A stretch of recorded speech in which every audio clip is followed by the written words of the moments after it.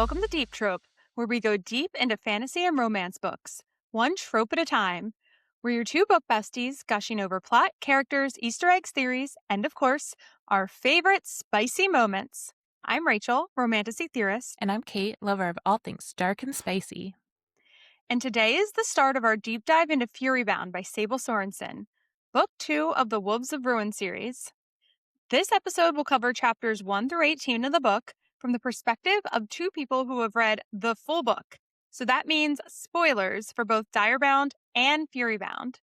If you haven't met Lucian Brightbane yet, pause the podcast and finish reading Furybound before joining us. And we are still a new podcast, so we truly appreciate every like, subscribe, and share we can get. So go ahead, get your friend invested in another unfinished series. Be the chaos that you want to see in the world. We fully encourage it. And we have done the same to each other many times. So go ahead. Our goal is to make sure that every romance and fantasy reader has a book bestie to gush over their favorite theories and their favorite spicy scenes. So be sure to connect with us on social media as well to join all of the fun. You can join us on Instagram, TikTok, YouTube, and now even on Facebook at Deep Trope Podcast. So the beginning of Furybound is fast-paced, immediately capturing my attention, and I think it also does a great job of establishing all of the conflicts for the rest of the book. Obviously, we have Killian, but also the infighting with the bonded, power dynamics between Meryn, Sigrid, and the other alphas, and the nobles, and attempting to determine who Meryn can trust. And finally, Meryn's control over her own powers, her mental state, and deciding what kind of ruler she wants to be. Then on the romance side, obviously the tension between Meryn and Stark is intense. And introducing Noemi, which I learned recently is how it's pronounced. That is absolutely not how I've been saying it in my head at all. I know. Me neither. I'm going to struggle with that one. I think know. I'm going to struggle with it. Like, forgive me if I call her Nomi. I'm going to try not to. Well, when I switched to the audiobook for the reread and heard them say that, I was like, no way. And then I went into the back of the book and it is pronounced Noemi. Damn. Okay. That being said, Sable Sorensen is torn on how to pronounce Thomason. So whether we say Thomason or Thomason, we're right. Okay. Well, again, I'm going to do my best, but I can't make any promises with that one. As I was saying, the tension between Meryn and Stark is delicious, and it only grows as we introduce Noemi as this potential other option for Stark, at least in Meryn's mind. A classic miscommunication love triangle. I mean, of course, we can't get away from the miscommunication trope completely, right? We still have to have a sprinkle of it. It's less infuriating than the one in Direbound, I think, but it's still like, just talk to each other, you know? Yes. But that being said, I'm definitely glad that we can at least just focus on Stark as the love interest, even if there's this little, potential intrigue and conflict with Noemi. The fact that Killian is out of the way, romantically speaking, is a huge win for me for this book, because I always just wanted to focus on Stark. And please, let's just focus on the Shadow Daddy, Yes, please. We can call him a Shadow Daddy officially now. Yes, officially. I also loved that this book picked up exactly where Direbound left off. So diving into it, it's actually crazy to think about the couple of days that Meryn has just had, the final Unity battle, the battle at the graduation ceremony, murdering the king, and then being imprisoned for it, breaking out of prison, confronting Killian, meeting Alistair, and finally discovering that Saela is a Siphon. And then rolling directly into like another whirlwind few days, like directly after that, you just add on top of it her new overwhelming powers, another battle with the bonded. The girl has been through it. My God, how is she standing? So the action starts immediately on page 1. Saela is a Siphon and she is hangry, but Kratos jumps to the rescue, pinning her to the ground to protect Meryn and the other riders. Stark has seen this on the front before. Newly turned siphons are incredibly dangerous and full of bloodlust. Meryn is heartbroken to have to put Saela back in prison after just freeing her, but she knows it's best for everyone's safety. And Saela would never forgive herself if she hurt anyone. In fact, it was honestly shocking to see that Helene survived Sayla's attack, but what a relief because as depressed as Saela is to wake up as a siphon, it would have been infinitely worse if she had actually killed someone. Being the loving older sister that she is, of course, Meryn sleeps on the floor of the prison and stays by her side. Poor Meryn cannot catch a break. The first time she gets to sleep, which by the way is on the floor of the same prison she just spent the last night locked up in, and she's now transported to some sort of shadowland. And in this land she hears a familiar voice, the one who spoke to her in Direbound, telling her to get the crown.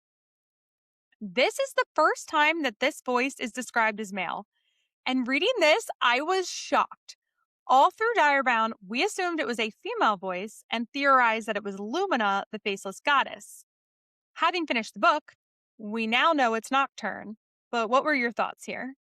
I was also really surprised to hear it described as a deep male voice. I had to double back and make sure that I didn't miss something in the first book. Like, we're sure that it was not described this way initially because it was just, I was so thrown off by that. No, it definitely was not described as a male. It definitely was not. Okay.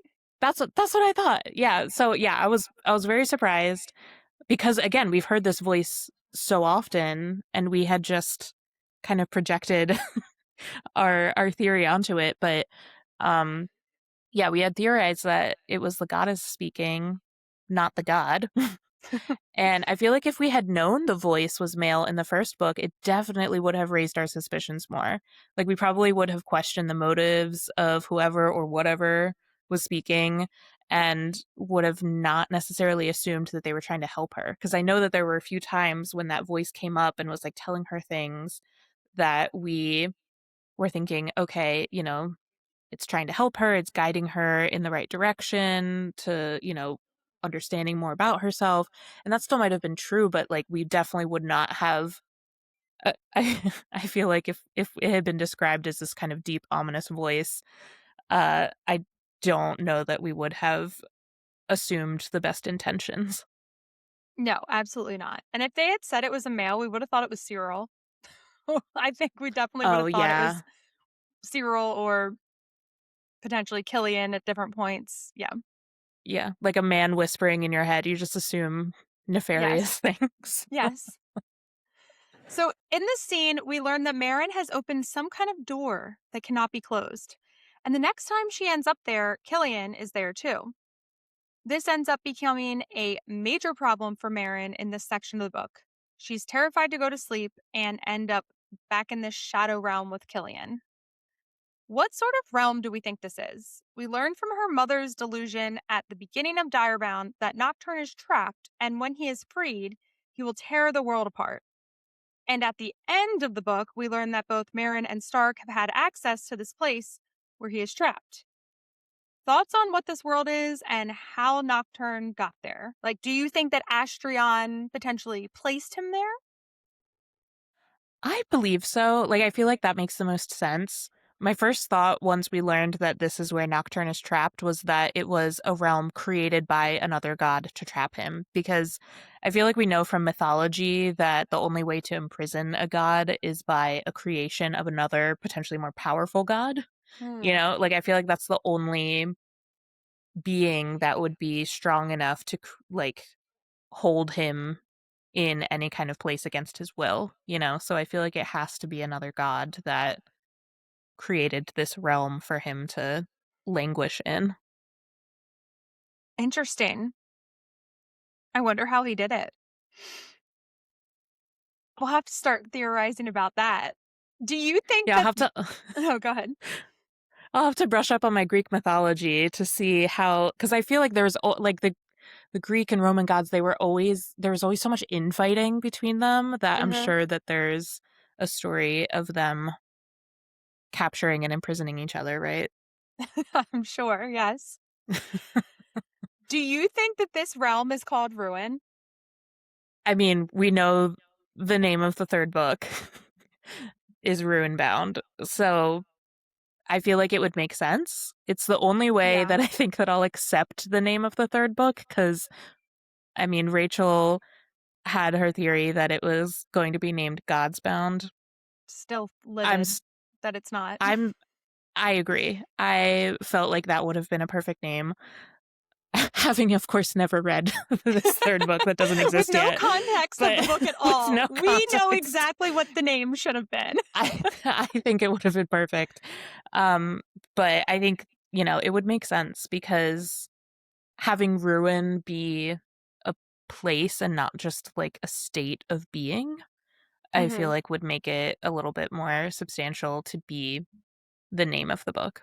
What do you think? Especially since Meryn and Stark are both sort of stuck there in some way or getting thrown there in some way. I think it makes sense. Yeah, agreed. So we know going into this book that Killian is going to be a big problem, or Killister, really, now that he's fully possessed by Alistair, or I guess sharing his body with Alistair. I guess we can't call him fully possessed because they kind of flip back and forth.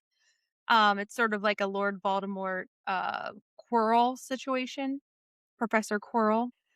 Killian was a gaslighting motherfucker in book one, and we're just getting 10x of the same energy in Furybound. 100%. When he addresses the bonded over the bond, it's such a poignant example of an abuser flipping the story to paint themselves in the best light by tweaking true events to benefit their story. He shows them the images of Meryn to make her seem like the bad guy. And reading that, it was just like rage, rage, rage, rage. Yes. And then later in the Shadow Realm, Killian claims that Alistair is the one who did all of this. So he has this convenient second personality to Yeah. point to. Oh, sure. Yeah. Yeah, that was Alistair. Sweetie, I love you. I Mm, would never do something like that. of course not. How convenient. And Killian, or Killister, as we like to call him, uses this line: anyone who believes in truth and justice, come join me. Who did this remind you of? Who the fuck do you think? This reminded me so much of the manipulative rhetoric that we have seen in recent years in the United States with those who are currently in power and who are flipping off the Constitution daily, but convincing people that choose to follow them that they're on some kind of righteous crusade. I mean, the hypocrisy is staggering. Like, they try to claim that they're the party of law and order while having an insane proportion of criminals, pedophiles, and general unlawful, unorderly pieces of shit in their ranks. Like, it's egregious.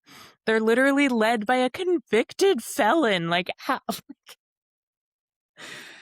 Are you shitting me?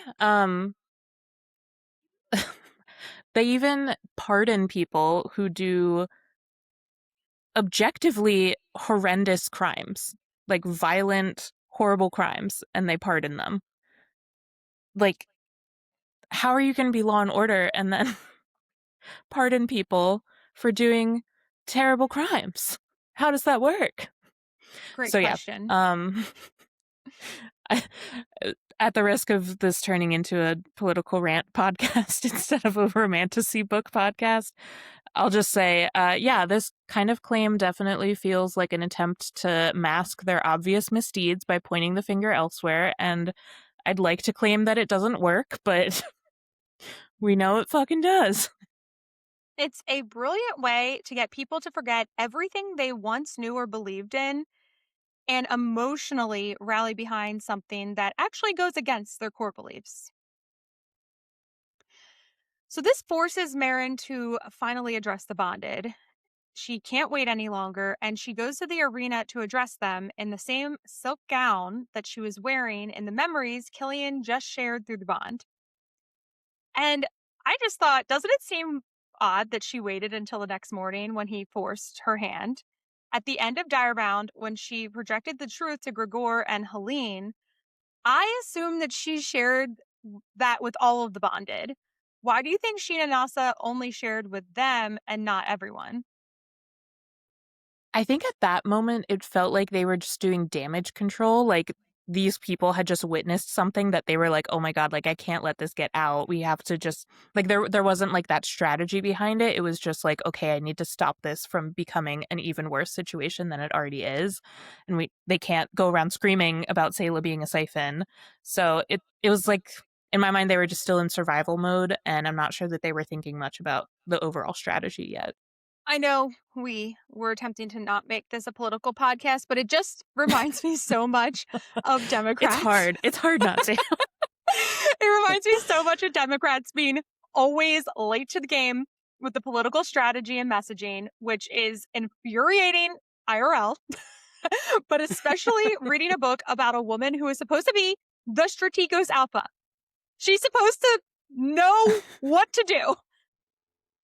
That is such a good point. I was thinking that they were, like, panicking and not thinking about the overall strategy yet, but that's literally supposed to be their whole thing. That's supposed to be their whole MO, is being able to, like, think clearly in difficult situations about the strategy. So, yeah, good point.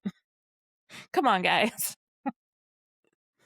When Meryn finally addresses the bonded, it was so powerful when Sigrid supported the claim, and then leader Aldrich was the first to bow to her. And, this is like having Obama's endorsement. But still, of fucking course, Jonad, the man we met when he was attacking a woman who turned him down, was the one who led the attack against Meryn, yelling, "True Nocturnans to me, death to the usurper." And I just don't think it's any surprise that the man who's the embodiment of toxic masculinity is the first to join up with Killister. Birds of a feather. Despite Meryn's best efforts to avoid violence, a battle breaks out during Meryn's speech to the bonded, and it's evident that there's something weird going on with the bonded powers. They are both stronger and out of control. A Kryptos woman manages to sneak up on Meryn, attack her, and then steal her crown. And Meryn notes that she should not have been able to shadow walk like that during broad daylight. We also see a Deimos rider's powers rebound, hitting them with just as much force as they hit Meryn and Anasa with when he attacks them. Stark is unable to control the Deimos pack. In an attempt to end the fight, Meryn tries to use the Dire Blade and command the fighting to stop. But she can feel that the magic is corrupted before her engagement bracelet heats and the Dire Blade smashes into a bunch of pieces. What do we think is causing the powers to be out of control? Is it all connected to the bracelet? Or do you think that somehow it's also connected to Nocturne and Astrion? I'm wondering because I think we need to be on the lookout for when powers rebound. Does it only happen to people who are attempting to attack Meryn and those loyal to her? Or are all of the bonded affected?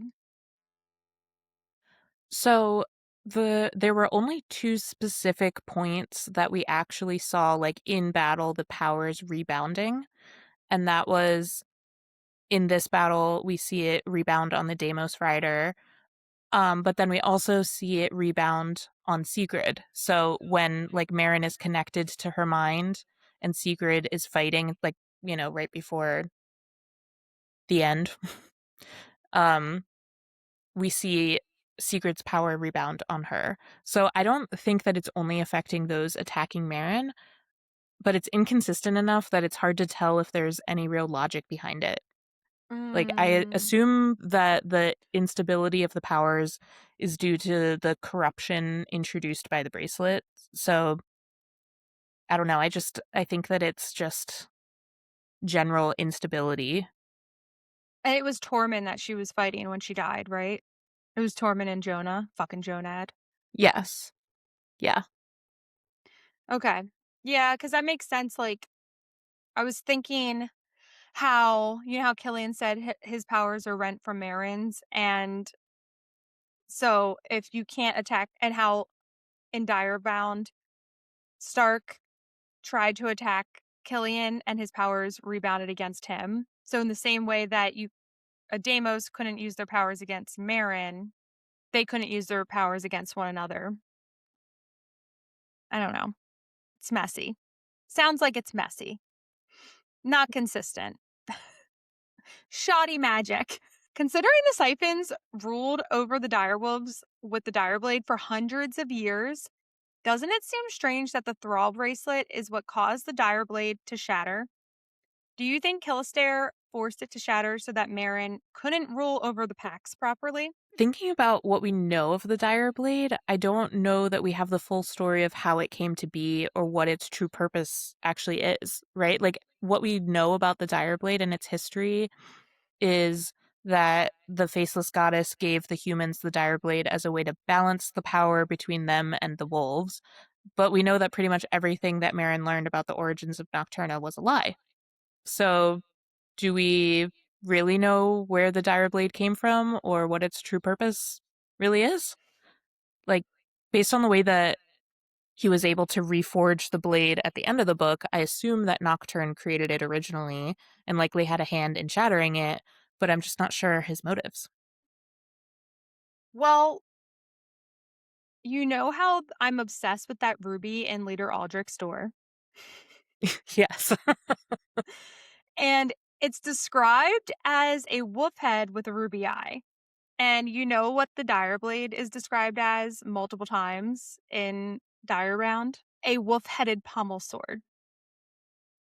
And I just have to wonder if it's connected and if that's somehow connected to the Dire Blade's powers and they were forged together somehow at that time. I mean, wouldn't you love that to be the case? You'd love to see all these little pieces come together, wouldn't I would. Yes, I would. you? I don't know. I just kind of think the out of control powers might have more to do with the gods than we're aware.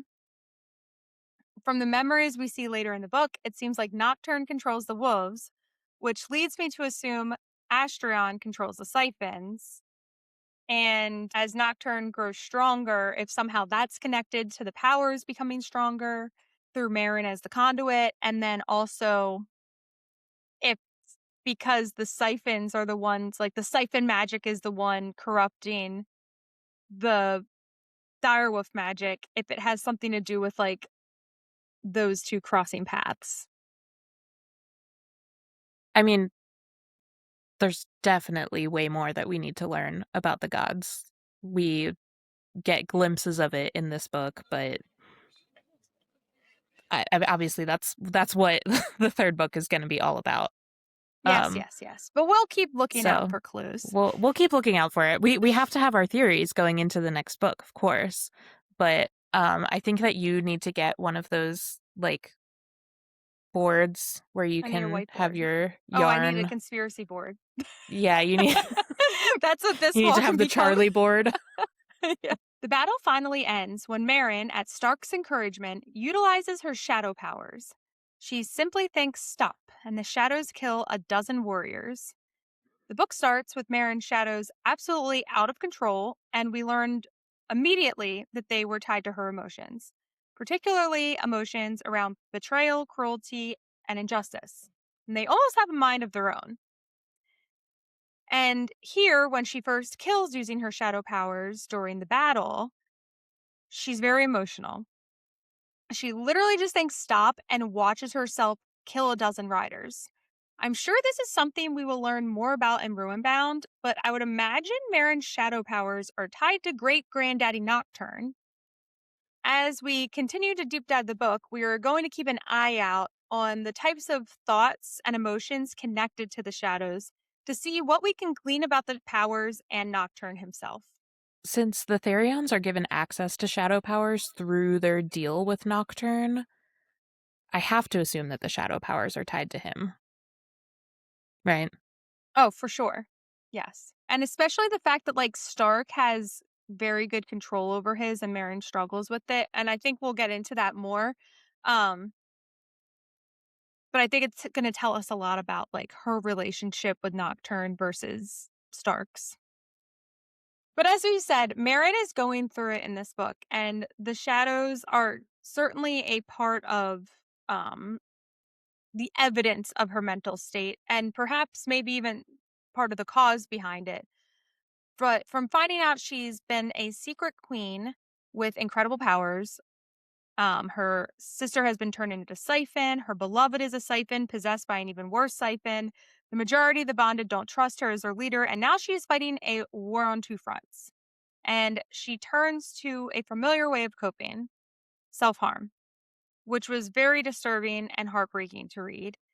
She was just distraught with the situation and felt awful about the way that the conflict ended with taking the 12, taking the lives of 12 different riders, even if they were fighting against her. So first we see this from Meryn's point of view, and then it switches to a Stark POV chapter, and we hear his thoughts on seeing Meryn suffer at her own hands.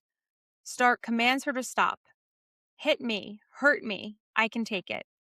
And he also tells Anasa to stop healing her. She shouldn't have the idea that she can do this repeatedly and Anasa will just heal her. What do you think of how Stark handled it? I think that he handled it in the best way that he could, but his solution of having her turn her anger and emotion on him is not, I think, likely to help the problem. I mean, as much as we love that line, um, I don't think that hurting him is going to give Meryn the clarity in her mind that she's getting from hurting herself, because that's what we keep seeing from Meryn's point of view is she gets that jolt of pain and it like clears her mind of all of the static that was driving her crazy. And I don't feel like Stark's solution is going to solve for that particular problem. I think really she needs to work on grounding herself without the use of violence, ideally, if she wants to get past this issue. Otherwise, she's just redirecting the same unhealthy urges without resolving anything. Yes, and But that's my trickle down therapy from my therapist oh, to you. okay. Well, what's interesting is when they get to the tattoo chapter, the tattoos for those kills, she does think to herself about how she needs to really like sit in the pain and experience, the guilt and the awful feelings associated with these kills. And I do think, and I have no research on this other than my one tattoo that I got after my friend died. And I think that there is like something therapeutic that I think a lot of people that are like struggling with Um, different what? emotions. Do you think so? You think maybe there's a reason that people go back for more?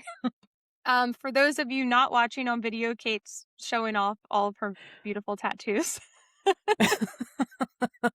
Oh yeah, sorry for the audio. I have a lot of tattoos all over my arms. So yeah, I do think that that becomes sort of the replacement pain for Meryn, and I don't know if that's potentially why the bonded started the tattoo process, or if that's a healthy coping mechanism or not. I don't think that I'm equipped to make that to make that call. I mean, from my personal experience, it does feel therapeutic. Certainly to me, it does. And it does feel like a slightly healthier way to find a similar kind of release.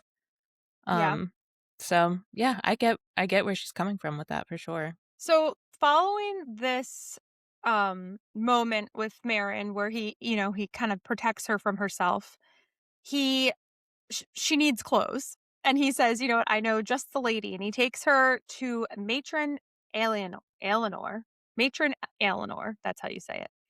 The castle matron. And he thinks that she could be in her 80s based on how long she's been at the castle, but she looks to be in her 60s. Despite being generally horrified by Meryn's lack of courtly knowledge, matron Eleanor is very kind to her.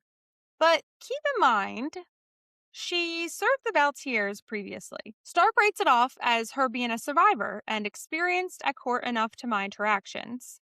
What do you think about this character? I think I tend to agree with Stark's interpretation here. She's good at her job. She just wants to keep her head, so she's going to perform her duties no matter who's in charge.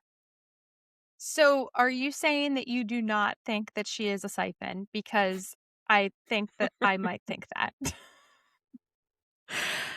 I mean, I guess it's possible, but I don't necessarily think so. I feel like it would raise too many questions if she's literally never aged.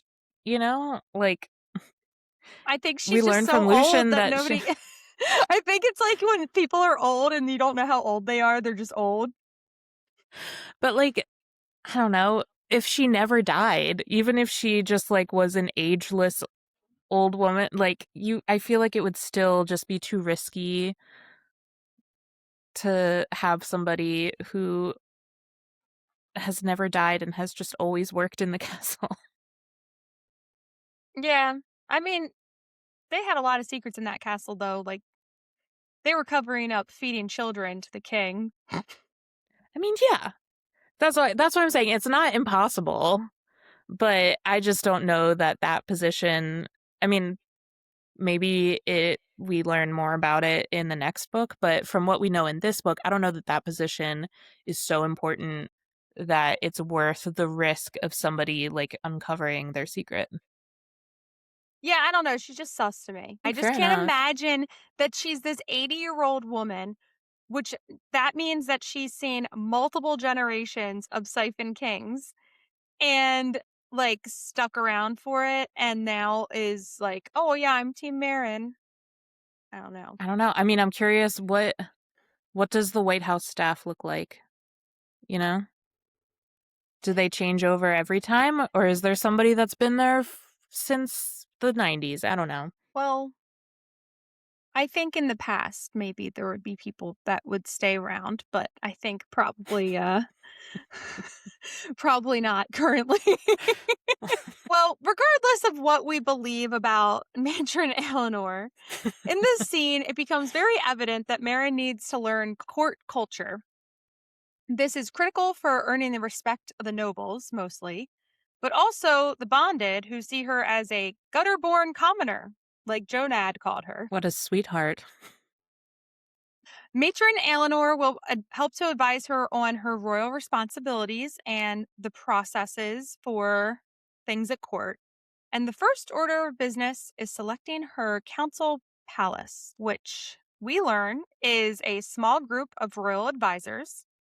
And it's giving Knights of the Round Table, it's giving small council, it's giving Game of Thrones. The sovereign alpha is essentially the hand of the queen. I loved it. I love it. Cyril's council palace consisted of himself, the Counselor of Sturmfrost, currently Gerhold Herzog, the Sovereign Alpha Sigrid Therion, and several of his relatives. So Meryn needs to establish her own council, and she's choosing to keep Sigrid on. She's choosing to add Igor, her most trusted advisor. She adds Stark, and then she also chooses to maintain Gerhold Herzog as Counselor of Sturmfrost for the time being. As the meeting ends, they discuss where Meryn will live, and she's expected to stay in the royal chambers, but after everything that happened with Killister and King Cyril, that's just not an option for Meryn. So Stark suggests the Sovereign Alpha's rooms, which are still extravagant. After everything Meryn has gone through and is going through, she just needs a safe space. And following the battle, Anasa had taken her to Stark's room. Her life has been completely turned upside down. She has no home that she can return to. And we are starting to see that Anasa and Stark are becoming that safe space for Meryn. Especially when Meryn and Anasa finally have a long overdue heart-to-heart to clear the air. We love to see it. Once settled in her new chambers, Meryn humbly and gently confronts Anasa for the way she treated her during the bonding trials in Direbound. Meryn apologizes for her actions, but she also tells her that she was hurt by Anasa blocking her out. And Anasa explains that she has been alone for a very, very, very long time. And it turns out Anasa is old. Like, we were right. Her mother was the direwolf bonded to Queen Kiara Sturmfrost, and Anasa was just a pup when Kiara Sturmfrost was killed. She's waited this entire time alone for the next Sturmfrost queen to come along. Even when she found her mate, Kratos was often at the front while she was left alone in Sturmfrost. Again, waiting. And then when she finally arrived, Meryn didn't want to be bonded to her. She was hurt by Meryn's anger at bonding, and she blocked her out because she was worried that she would otherwise kill her. They both apologized, and thank God we are putting the miscommunication trope behind us. I mean, like we said, kind of. We've moved on to a slightly less infuriating miscommunication trope. Yes, yes. This one we were very over. Yes. I mean, this is just so heartbreaking, but also so heartwarming. Like, her backstory just gut wrenching. Imagine the self control you would need to wait alone like that for so many years. Just, I mean, the patience, honestly. I can't even imagine. I have no patience. I mean, same. I was also impressed by how Meryn approached the interaction. I thought it was very brave of her to approach Anasa in this way and openly communicate her feelings using I statements and apologizing for her part. Speaking of trickle down therapy again, I mean, for somebody who has never been to a therapist and has historically been dog shit at communicating, Meryn honestly did a great job here. I agree. I think that she handled it really nicely and, you know, really laid the groundwork for a much healthier and stronger relationship with Anasa moving forward. During their heart to heart, we also learn more about the mating bond. And so now we're in girl talk. Anasa informs Meryn that she will continue to shield her from the overwhelming nature of the mate bond. In the Stark POV chapters, we also learn that Kratos does the same for Stark. And we learn how the lines of communication work.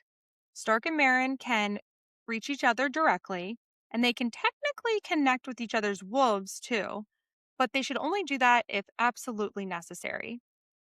Stark's thoughts and emotions will not be clear as Anasa's to Meryn, but intense emotions may come through, which we see when Meryn is struggling with self harm and Stark is able to rush to her rescue. This found family trope continues when Isabel, Venna, Thomasin, and Neva show up at Meryn's room with a bottle of Ember wine. Welcome.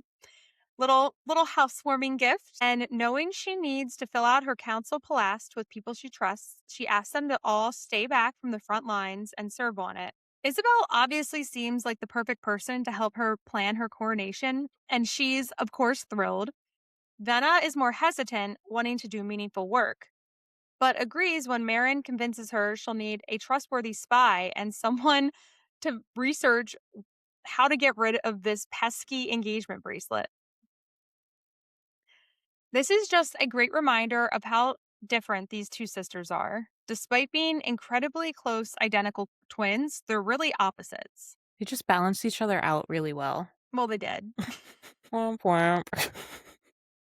But it's fine because that's why Venna's going to go for Party Boy Lucian. Oh my god, yes.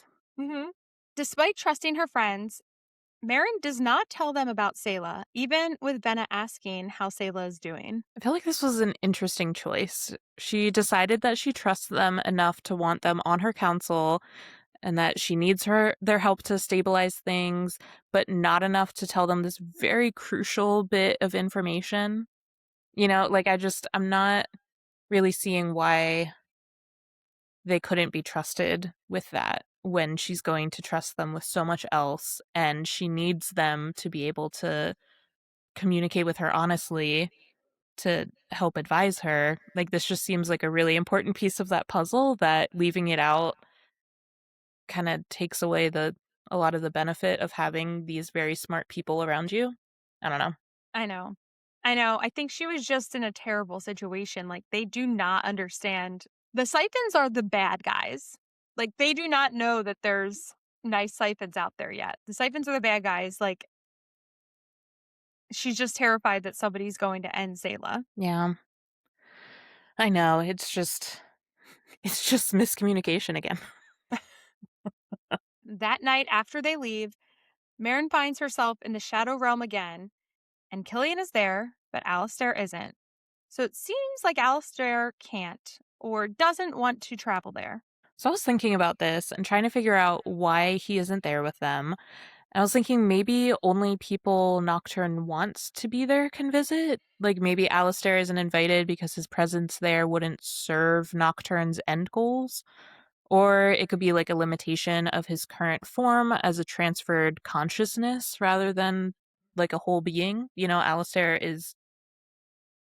he's not really a full thing. He's He's just he's he's he's essence of like, Alistair. yeah. Oh, to Alistair. And so, yeah, I don't know. Maybe it's part of that. But ultimately, I just don't think that I have a strong theory on this yet. But I am just thinking that there is a reason there. And I feel like it's more likely that it's Nocturne, Hmm. deciding who gets to enter the realm or not. But I don't know. What do you think is keeping Alistair away? I tend to agree with you. It's got to be something again going back to like the Astrion Nocturne thing, conflict. Um, Mm. or maybe it's something to do with like the way that I don't know. I'm convinced that this new thrall bracelet, I'm convinced that somehow, why does Alistair not have a body? Why does he not have a body? Like, I just can't get over the fact that he doesn't have a body. It was never really explained other than the fact that, like, yes, he's like secretly taken over this country. And I just wonder if he had like some kind of a deal going with Astrion, kind of how the Therions had a deal going with Nocturne. And so Hmm. it's connected in that way somehow. Maybe. I mean, all of this theory, again, is like it's only relevant if Alistair still exists. Maybe. Well, I guess, yeah. But it just makes sense because, like, Nocturne's essentially getting passed down from Sovereign Alpha to Sovereign Alpha in that way. The same way that Alistair was getting passed down from king to king. It's literally the Hmm. exact same And Lumina is passed down from queen through to the queen. Stormfrost. From queen Yeah. to queen. Smells like a theory. I think you're going to need to develop that one a little bit more for another episode. It just came out right now. Yeah. I'm going to make a note. Spiral about Alistair connection to Astrion. Stark comes into her room and wakes her up, saying Anasa could sense her fear. From Meryn's perspective, her exit from the realm was not pleasant. The shadows coalesce around me, tightening. I'm spinning. From the Stark POV in Chapter 8, we learned that Kratos had actually opened up the mate bond, so Stark experienced her terror at this realm. I love that we get this scene from both of their perspectives.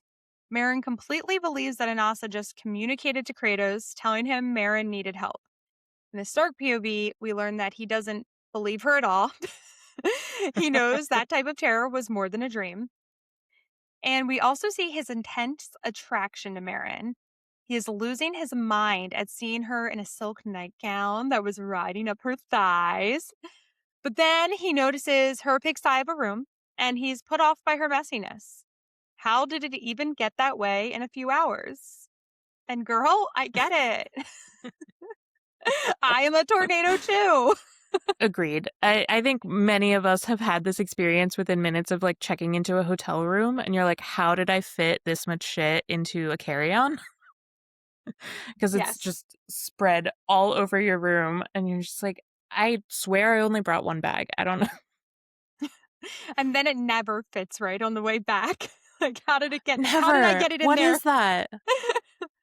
Even when I don't buy a million trinkets, which of course I do, but hypothetically, if I didn't.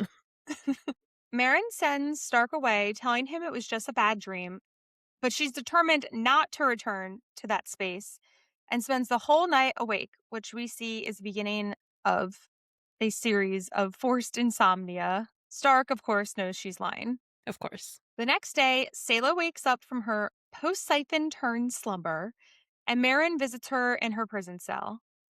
to find that Saela is, of course, horrified by what she's become and that she hurt Helene, and she begs Meryn to kill her.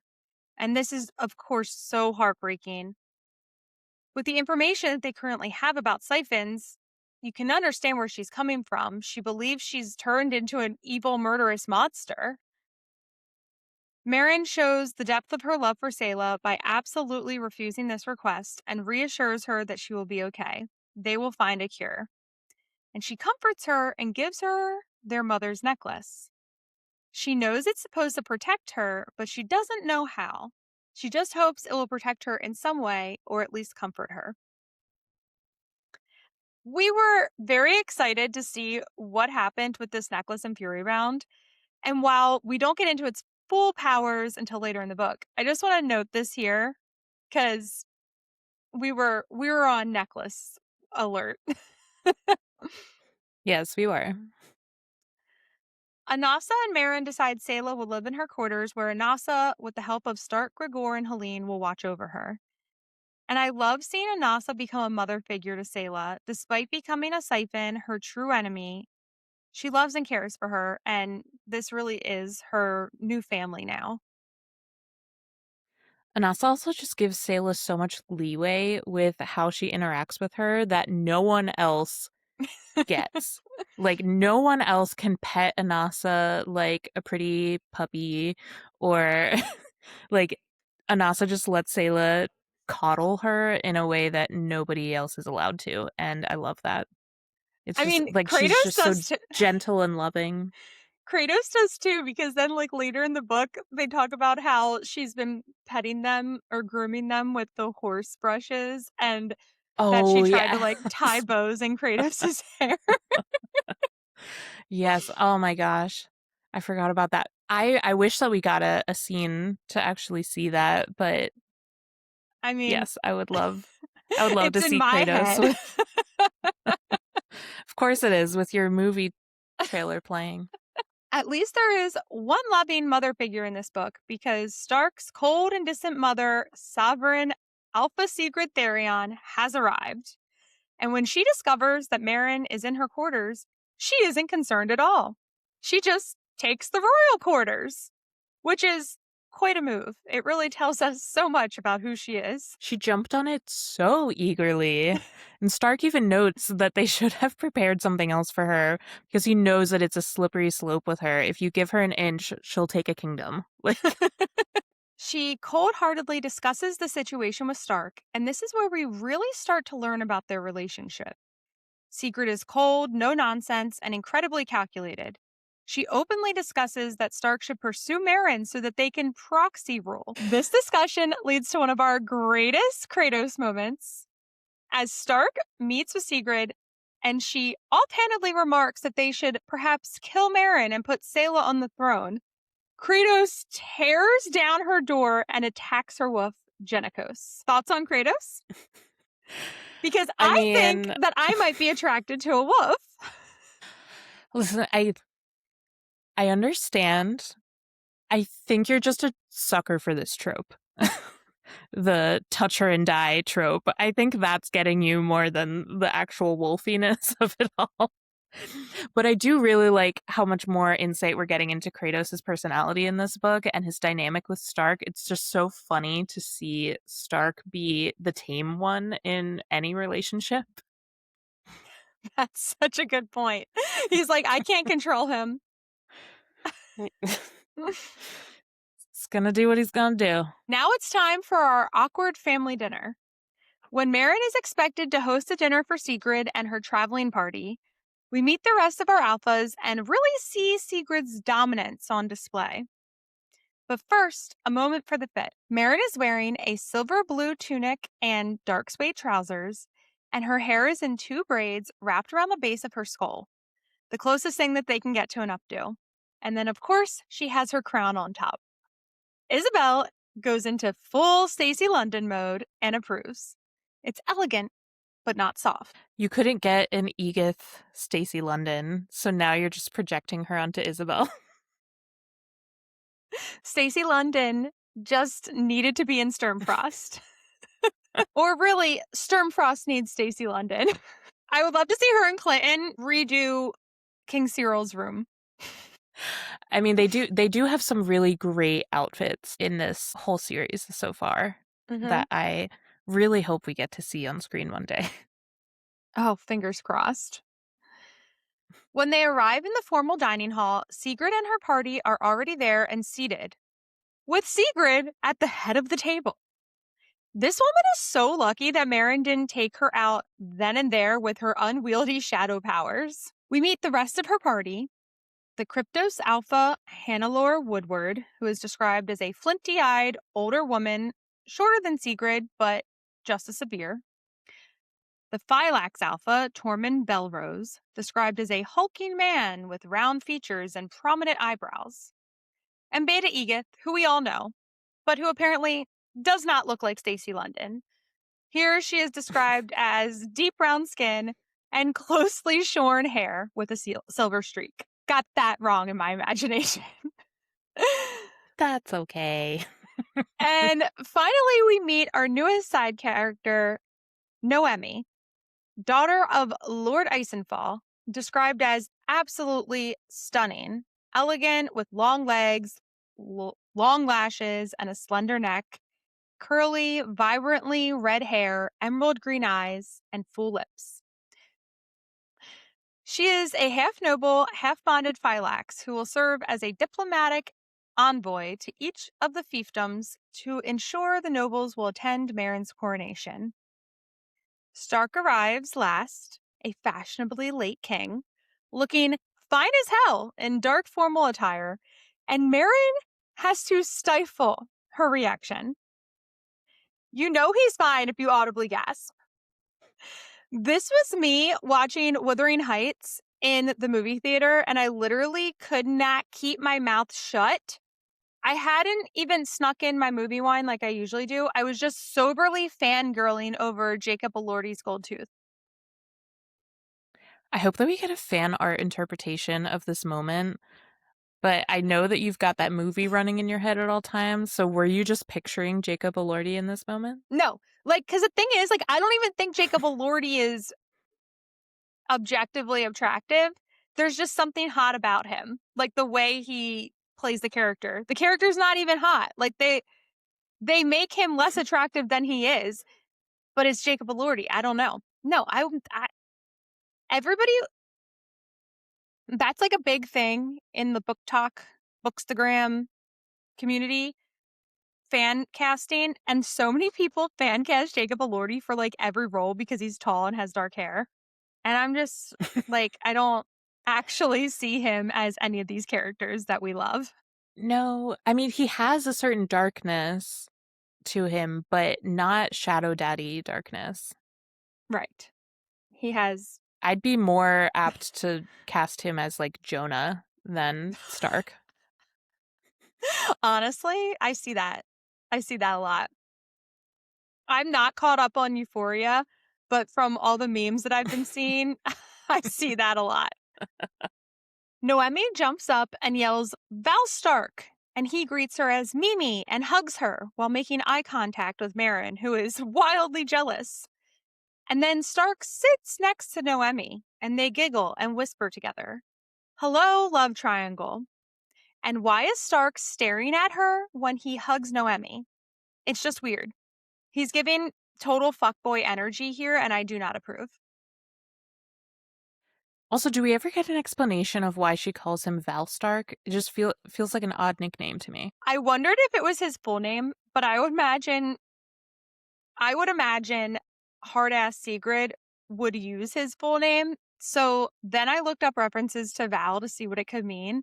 And the most relevant thing that I could find was Val, Valr, in Old Norse, which means the slain or battlefield dead. And you see it referenced in the word Valhalla, Hall of the Slain, or Valkyrie, choosers of the slain. And I do feel like that works for who Stark is as a person. So it's his Norse nickname. Or just like the fact that he's a big murderer. Just a big old murderer. I don't know. Maybe. Maybe there was no thought process to it. Maybe it was just like, No, I that makes as much sense as anything else. I, assumed that we would get some kind of like I thought Meryn might ask, like, "Hey, why does she call you Val Stark?" But it never happens. yeah, I agree. I mean, there's no explanation for Mimi. It's Noemi, Mimi. It's like a little child's nickname. Yeah, but at least I get it as a nickname. Right. At the dinner, Sigrid lays out the plan she has decided with the alphas, but not Meryn, who is the Strategos alpha. Oh, right, and queen. Phylax Alpha Tormund will be leading a special hunting party to track down and execute Killian. Meryn will stay in Sturmfrost until her coronation, which will be in 3 weeks. And Stark will accompany Noemi on her mission to visit the nobles. So let's break this down. Meryn has all of this pent up yearning for Stark, and now he's going on a little one on one overnight adventure with this hot, charming, poised redhead. Meryn, I feel for you here. I feel for you, girl. Also, why did she go along with this plan just because Sigrid said so? Like, she clearly didn't have a better plan because she was trying to insist that she would be going with Tormund, and everyone's like, absolutely not. And while clearly Tormund wasn't up for the job, based on the end of the book, it probably wouldn't have gone any better if Meryn went as well. What are your thoughts here? Well, I was so annoyed that there was so much wasted time just waiting for Tormund. I don't know if it would have been a much better outcome if Meryn had gone, but I don't know. I imagine that Stark would have insisted on going with her if she went, and the two of them might have at least had some chance of stopping Killian before he gained more momentum. I mean, I don't know. I don't know that they would have like been able to defeat him at that moment, but they could have at least I think they could have at least escaped without being killed by Killian, and then they would have had the knowledge of what he's planning or the fact that he has created all of these thralls, Mm-hmm. and maybe they could have cut off his momentum earlier rather than, all this wasted time waiting for Tormund to do something. Killian was able to gain so many more followers, able to, just do so much more damage. So I don't know. I mean, we'll we'll never really know what would have happened, but in my mind, I feel like it at least could have cut off some of Killian's momentum if anybody else had gone with Tormund. Yeah, yeah, true. Well, after dinner, we all get a little dessert because back in Meryn's room, Stark knocks on her door. It's time for her tattoos for the bonded that she killed in the arena. And this is the first time that we really see Stark get flirty with Meryn, and we get a little taste of how their dynamic might be in the bedroom. Her rooms are, of course, still a mess, and not just cluttered. There's a plate of rotting, half eaten fruit, as well as cups of water all over the room. And Stark calls her out on it. Quote, clean up your fucking mess, princess. And when she asked what happened to my queen, he says, act like a filthy little princess and get treated like one, your highness. Oh my God. Oh my God. Oh my God. Oh my God. The scene was so well done and well placed because it made us thirsty for a Stark Meryn spicy scene. Also, everyone who's seen the movie Signs knows the water cups are there for a reason. I'm just saying, girl, I get the water cups. That's no hate, no shade. I'm with Stark here. I don't necessarily mind clutter that much, but I have no patience for like filth and stench from rotting food. It's a testament to how horny he is for her that he can overlook the mess of the stench of rot and still get hard. No, that's true. The rotting fruit, I Like, would have just taken, I would have thrown it out into the hallway. oh, Throw it into the hallway. We've got this, servants for this. Use them. that's what he said. That's what he said. I know. So why won't you let them do their job? They are probably just as frustrated watching you live this way as he is. The poor girl who has to do her hair and makeup every day while sitting in her Ugh. dirty room. Uh, Yeah, again, clutter is one thing. This was filth, and that's gross. Since it's unprecedented to kill fellow bonded, Ming and Meryn gets to select the location of her tattoo. So she chooses her ribs close to her heart. Uh-huh. Girl, we see the game you're playing. And the next time she kills an enemy, she'll choose the tops of her thighs close to her ass. How long until we get like a titty tattoo? I think this was the titty tattoo. A little underboob. That's what this was. This was an underboob tattoo for sure. That's how they describe it. When he's finished tattooing her, Stark licks her tattoos twice, and Meryn places her hand on his jaw, tracing his stubble and the small scar on his face. And then she grabs his hair, and they gaze into one another's eyes. Is it going to happen? No, it is not, because for some reason, Stark turns away, breaking the trance. But as he leaves, he looks pained and reveals that he wouldn't leave her if he could avoid it. But securing the nobles is another form of protecting her. Swoon. And now I have blue balls. So fun fact for this podcast, I actually Googled what is the female equivalent of blue balls? And it turns out that like physically the phenomenon is actually the same in or it's the same term for men and women. It's called epididymal hypertension. And it's the same term whether it's man or woman, so do with that what you will. But yeah, this was a scene that I really wanted some payoff, and it was like the tension, it like I was like actually tense reading the scene. And then for him to just cockblock himself. I think this was the most tension-heavy scene of the whole book, because there was like an almost kiss that we'll get into, but like This one was strong. yeah, they were in her bedroom. I mean, I can't blame him. Who wants to do it in that bedroom? But no, this scene put the tension in epididymal hypertension. Why did I Google that? Oh, I love it. This is great. Facts with Kate. But at least someone is getting it tonight, because when Meryn reaches out to Anasa for comfort, she briefly sees her and Kratos saying their goodbyes before shutting down the bond. Meryn just walked in on mom and dad. Oh. Yuck. And there's the bucket of cold water that I needed.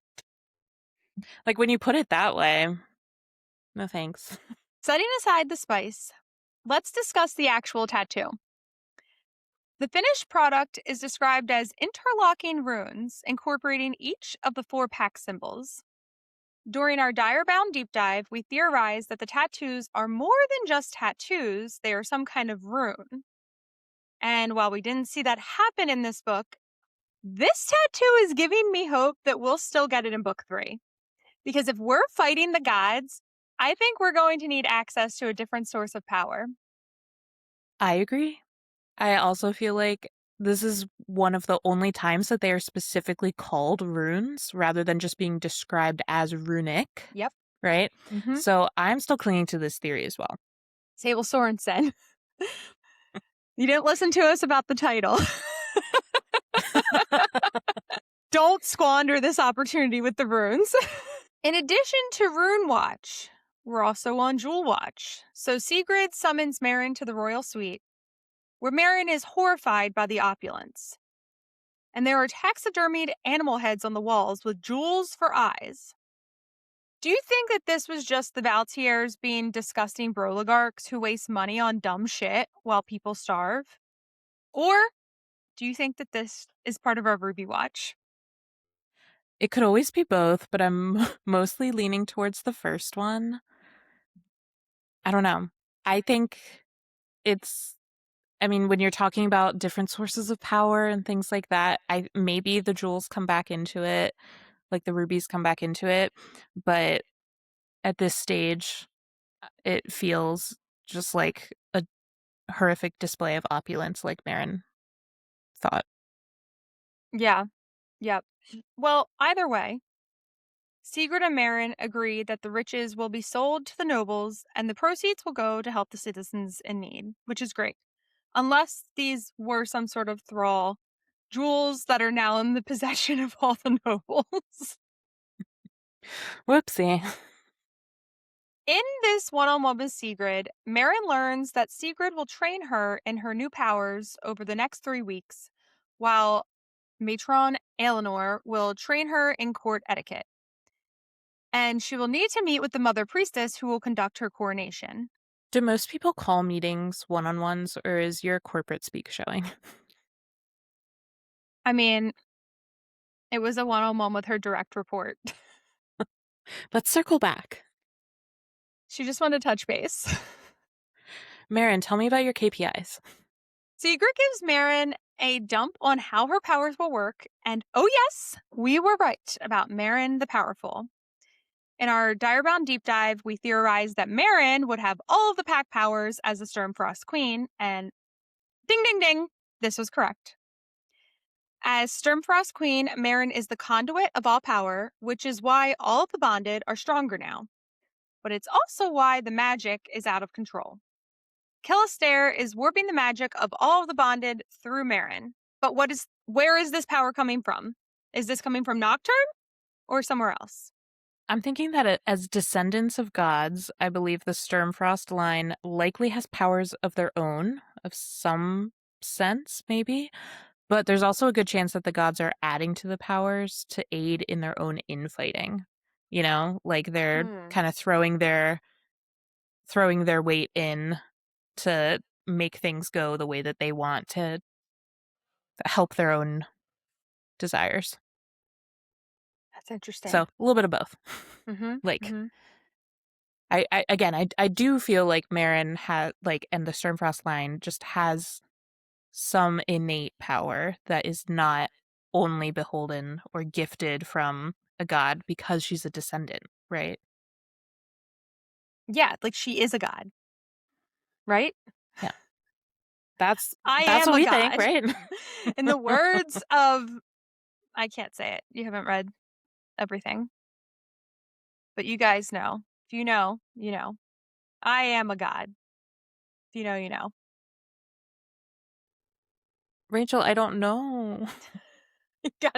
You gotta catch up on your TBR, Kate. But it's so long. We get an overview of the pack powers. Rifting, which is the Kryptos art of concealment. Shielding, which is the Phylax defensive maneuver. Impelling, which is the Deimos strength. And shade bending, which both the Queen and Sovereign Alpha have this power, although Sigrid's isn't nearly as strong as Meryn's. And here's our first little teaser that yes, we are going to get a Shadow Daddy.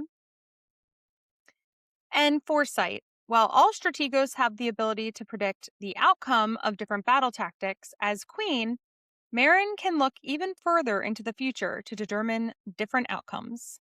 However, the results may not be complete or accurate. We first learned about rifting when Venna talks about it in Meryn's room. It's what the Kryptos woman did at the bonded battle to steal Meryn's crown. And they believe that that's also how Killian escaped at the end of Direbound because he's siphoning those powers from Meryn. Right. Of all the powers, I mean, obviously I love Shadow because Shadow Daddies, but I really liked the concept of rifting, and I imagined it like a TV channel with a bad signal where like you can kind of see a flash of something, but then it's just like fuzzy static again, and like another flash over here, but then it's static. Like, does that make sense, or am I dating myself with that? No, that makes sense. I also kind of think it's like winnowing. But isn't that like almost like teleporting? Yes, but Like I if feel like you rifting isn't as yes, but absolute as that. if you keep reading the series, there's some characters who can only do it like short short periods, like short distances. But stop trying to get me to finish this series. I'm trying to get you to finish the whole mass verse. I know what you're saying though. It's not like, yeah, I don't think that Meryn could rift her way to Astriona. But I don't know. Maybe. Maybe she could. Maybe Venna can't, but maybe Meryn could. And maybe that's something we'll see in book 3, because it seems like Killister did. Maybe, but I don't know. Like in my mind, it's not like a mode of transportation. It's like a way of just concealing yourself as you move. Oh. So you're saying that it's like I see what you're saying. You're saying it's like almost like invisibility because you're like hiding within the shadows. That's how I'm imagining it more. That makes sense.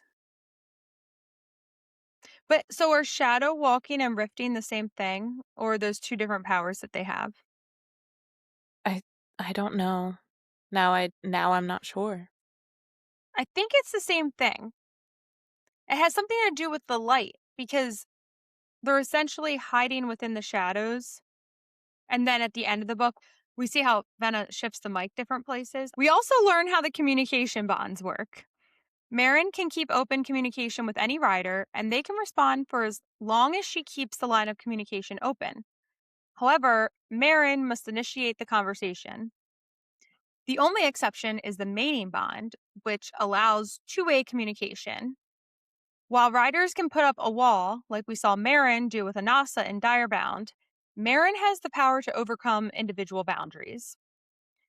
Sigrid suggests that Meryn step down as Strategos Alpha, and Anasa agrees, saying she would have suggested it as well. And I think we can all agree because there's not one strategic bone in that woman's body. But the reason is because they need to rule over all the packs, not just Strategos. Obviously, like I said, we all agree, but I think I would have preferred this if Meryn was part of the decision making process rather than just, again, listening to what Sigrid told her to do. What do you think? I agree. I think Meryn would have probably come to this conclusion pretty soon herself, but hearing it come from Sigrid just rubs me the wrong way. Like, you know how you're about to do something and then someone else tells you to do it, and now you would kind of just rather die than do that thing? Yes. That's what this feels like. Like, yeah, I don't think that she was going to be Strategos Alpha and the Queen. Like, she would have gotten there, you know, but it would have been her decision. And now that it's Sigrid's suggestion, or very heavy-handed suggestion, uh, it just feels bad. Exactly. Back in her room, Meryn feels a sharp pain in her head, and we get an update from Killister when he addresses the bonded. He's in Ravenfrost, which he said has welcomed him, and he calls on the bonded to join him. Meryn throws up an iron wall like she used to use with Anasa to block Killian out, protecting the entire pack. This is concerning. Killister has commandeered an entire city. She then asks Saela if she hears Killian as well, because in his research, Leader Aldrich discovered something called the Sire Bond, which works similarly to the Alpha Bond. The Siphon Sire, in Saela's situation, Killian, can speak into their mind and control them. But Saela says she doesn't hear Killian. This makes sense, and it's something we've seen in many stories about vampires, where it's sort of like a hive mind relationship with the sire. It reminds me of the vampire relationships in True Blood.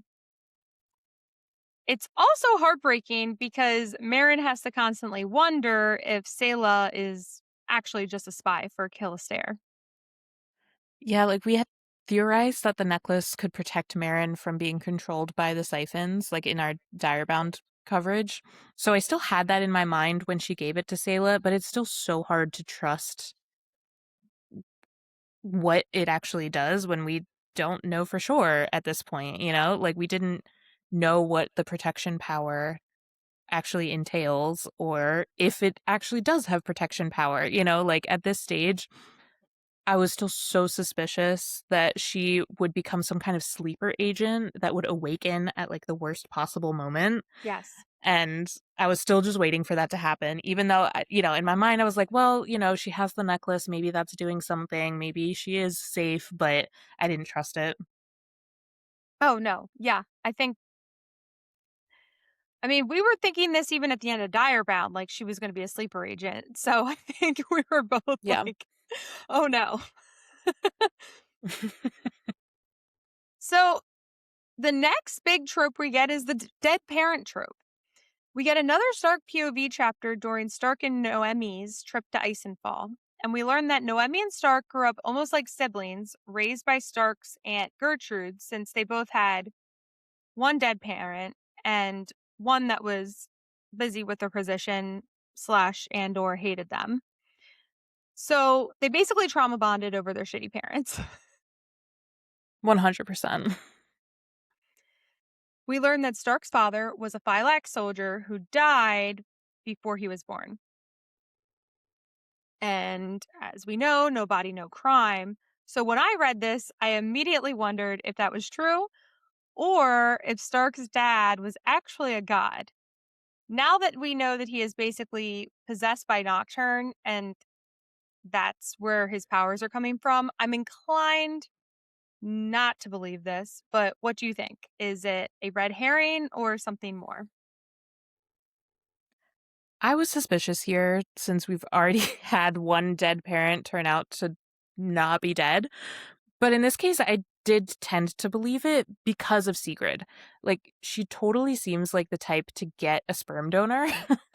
And I feel like using a soldier who's likely to die in battle seems kind of like the closest thing that this world might get to sperm donors. Um, but it's also possible that she made sure that he died so that she wouldn't have any threat to her power. That's a great point.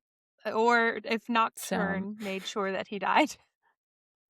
yeah, you know, so I actually do I think believe that his dad is dead, whether of natural wartime causes or of, you know, Secret or Nocturne's influence, but it just doesn't seem like Secret would be the kind of person that would want somebody that could threaten her power or could threaten like could be used against her in some way. You know, like she doesn't have ties. She doesn't have emotional ties to people. Right. And I feel like that would be a loose thread that she would want to snip. Yep. Yeah, yeah, yeah. I agree that that tracks. That tracks for sure. When they arrive in Isenfall, they get a lukewarm, at best, welcome from Noemi's family. Her father claims he, quote, sired her, but does not claim her as a legitimate child.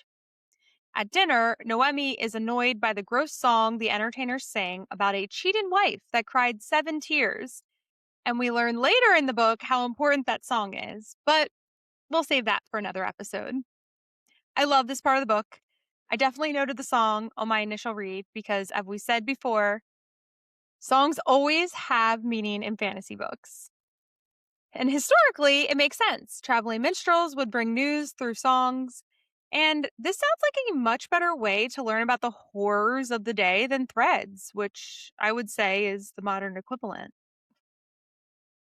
Or like, do you remember when it was popular to remix a viral video into a song and you would get those like shitty auto-tuned songs? I mean, we still have that. That's what TikTok is. That's true. Those are our minstrels, Rachel.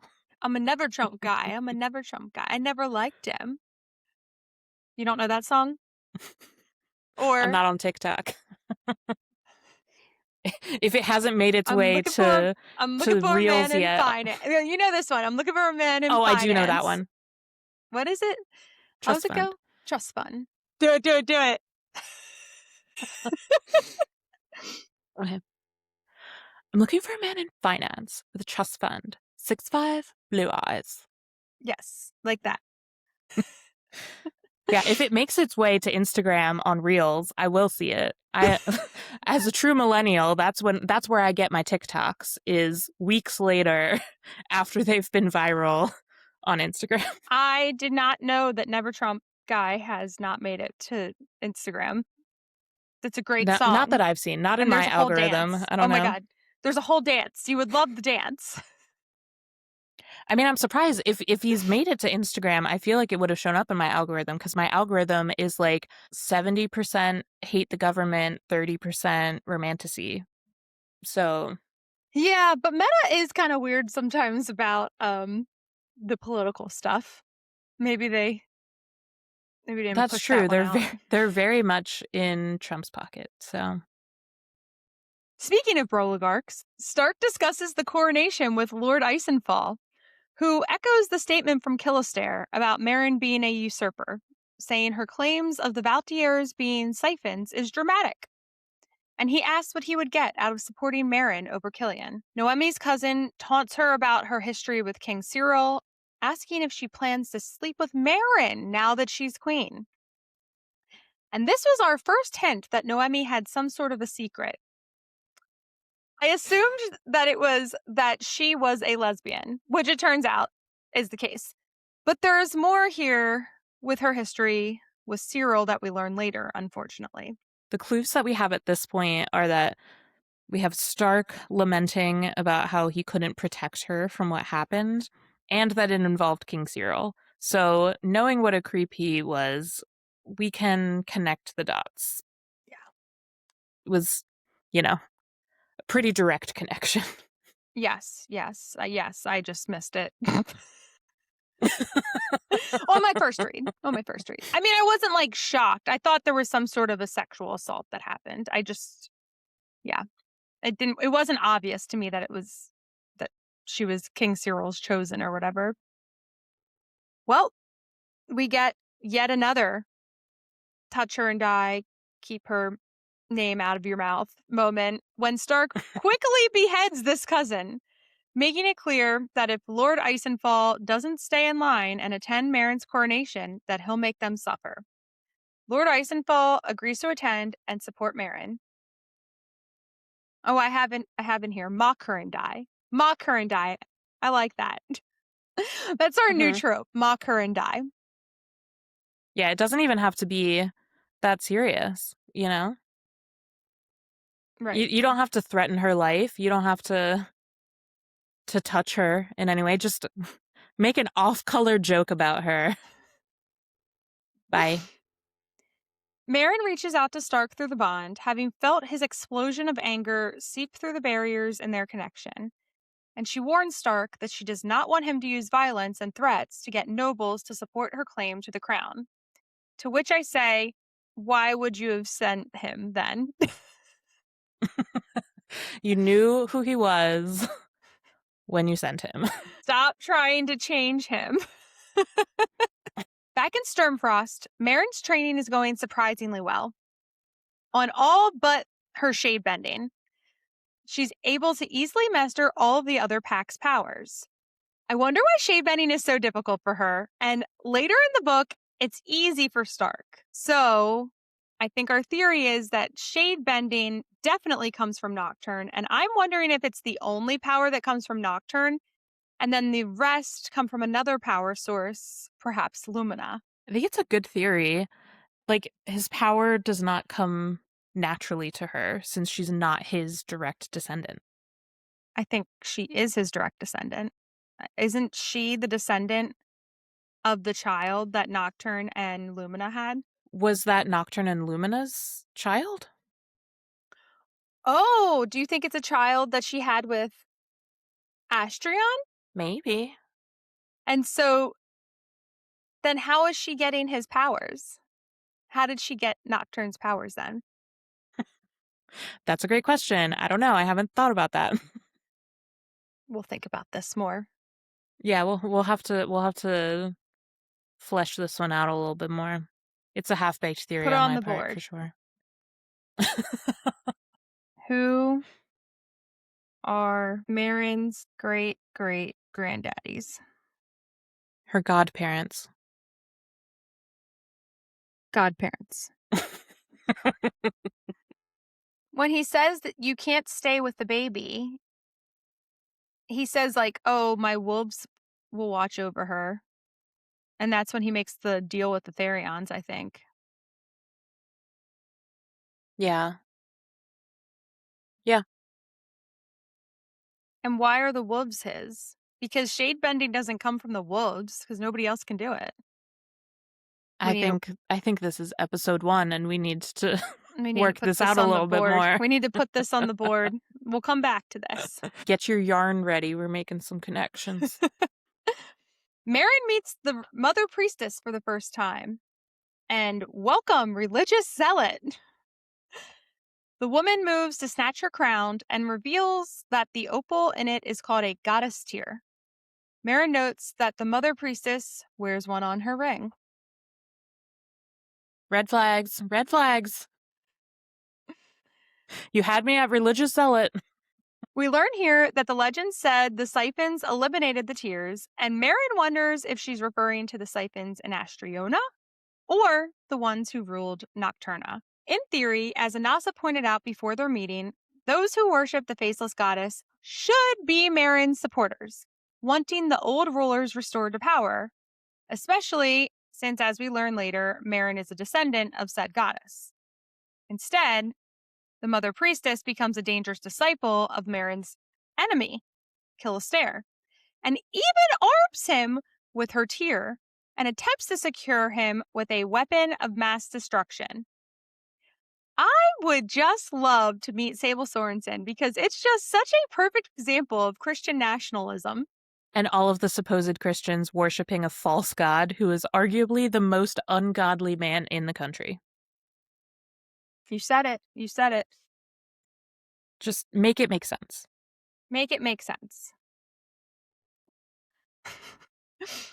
We get what should be a nice little break when Meryn invites the whole crew to join her and Venna on their trip into the bonded city to visit a jeweler to see if Meryn's engagement bracelet can be removed.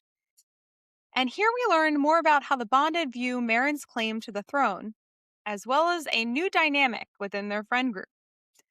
On the journey into the city, Isabel and Thomasin go straight from their usual bickering to holding hands. Apparently, they're officially together now. And they even have nicknames for one another. Neva complains that they have been fucking nonstop, and she's tired of seeing Isabel's breasts. Listen, the bonded are gonna fuck. Whenever and wherever, and apparently that goes well beyond the trials. Meryn assumes they will be excited for a chance to visit their families, and she says she plans to visit their homes with them. And here's where things get awkward. Neva's family isn't convinced yet. She thinks they will come around eventually, but she doesn't think it's a good idea for Meryn to visit their home. Thomasin's mother and grandmother haven't left the bonded city, but they're considering departing for Ravenfrost to join Killian's forces. Meryn is shocked, but he's a Siphon, and Thomasin explains that they just don't believe her. It's his word against hers, and again, this shows how deep the delusions of the privileged can go in order to protect the status quo. This is like finding out one of your friends voted for Donald Trump. The Oh my second god, time. yes. Oh, or the third time. Or the third time, yes. Like, how do we ingest the same facts about this monster and come to such wildly different conclusions? You have to do some serious mental gymnastics to ignore the information in front of you just to avoid having to confront an uncomfortable reality. Is it worth it? Are you happy now? Anasa becomes enraged and attacks Thomasin and his direwolf Philikos, initially ignoring Meryn's pleas to stop until she finally commands her to stop. Pack is pack. Loyalty must be absolute from everyone, or what good is it? Anasa says. But Meryn reminds her that they aren't the religious zealots like the priestess. Of course, the jeweler ends up unable to help Meryn, and back in her rooms, Saela asks about the bracelet. And Meryn notes that she's been darkly fascinated with it, which is concerning. Is it just Saela's curiosity, or is Killian compelling her? This was definitely one of the moments that kept me suspicious of her being a sleeper agent. You know, they just sprinkled in enough of these little moments that are like, is she? Hmm. You just could not trust it. As they were discussing it, Meryn realizes their family's necklace, the one Saela is currently wearing, has the same opal as the crown, and she wonders if it could be a goddess tear too. So she asks Saela for help researching it. What are your thoughts on the goddess tears? Because I absolutely love that we are setting up this treasure hunt. I'm excited for that too. It was definitely giving Horcruxes. But I was surprised that she didn't come to this conclusion like as soon as the Mother Priestess mentioned the tears. Like how many opals does she come across that she didn't note the similarity as soon as it was mentioned? Yeah, I know. You know? Like it did feel like there was a bit of a gap where like she learns about the tears and then she just like happens to be looking at the necklace days later and being like, "Huh, I wonder if this tear-shaped opal is at all related to that thing that they mentioned." I don't know, it just felt like it wouldn't have taken her that long to connect those dots. Certainly not for most Strategos alphas. Well, she's not the alpha anymore, Rachel. I had to She knock her down lost a few that part of IQ her. points. And we're back in a Stark POV chapter as Stark and Noemi travel back to Sturmfrost with the nobles from Vulcanfrost. The last night at camp, Lord Erlen Vulcanfrost made a comment about how coronations typically work. So apparently, in the past, the monarch would strip naked to be anointed by the Mother Priestess. So he comments about Meryn being rubbed in oil for their pleasure. And this leads to an epic Kratos keep her name out your mouth scene. And he loses it, pulls this guy's horse into the firelight, and eats it in front of everyone. And even Stark admits how unhinged this is. I think Kratos I love it. might be my book boyfriend. I don't know. I think Rachel might be a secret furry, or it's harkening back to like did anybody else have, I don't know if I'm about to like out myself right now. Did anybody else have like a crush on animated characters, specifically like not always human animated characters like adult Simba in Lion King or like Beast in Beauty and the Beast? Like I personally was um more of a fan of Beast before he turned into the like milk toast blonde boy at the end. But that's just me. I mean, I hope it's not just me, but it might just be me. Well, I don't think it's just you because I think Sarah J. Maas created her entire brand on that as well. True, true. Her entire empire essentially hinged on hinged on the assumption that most millennials loved Beast. I can fix him. I also just love that Kratos reacted this way when they speak about Meryn. It's not just about threatening his mate, but also insulting his queen. You know, they'd be a happy little foursome already if Stark wasn't so fucking stubborn. Hmm. Well, speaking of which, back at the castle, Stark visits Sigrid for a report, and Sigrid tells him that she's decided he's going to marry the queen. And when he tells her, yet again, that he isn't interested, he says a dark voice slithers into his mind that says, liar. I love I loved that voice. Well, what the fuck is this voice? Because it's not Kratos, I'll tell you that. It's certainly not Kratos the way it's written on the page. It's not Kratos the way it sounds on the audiobook. Is this Nocturne?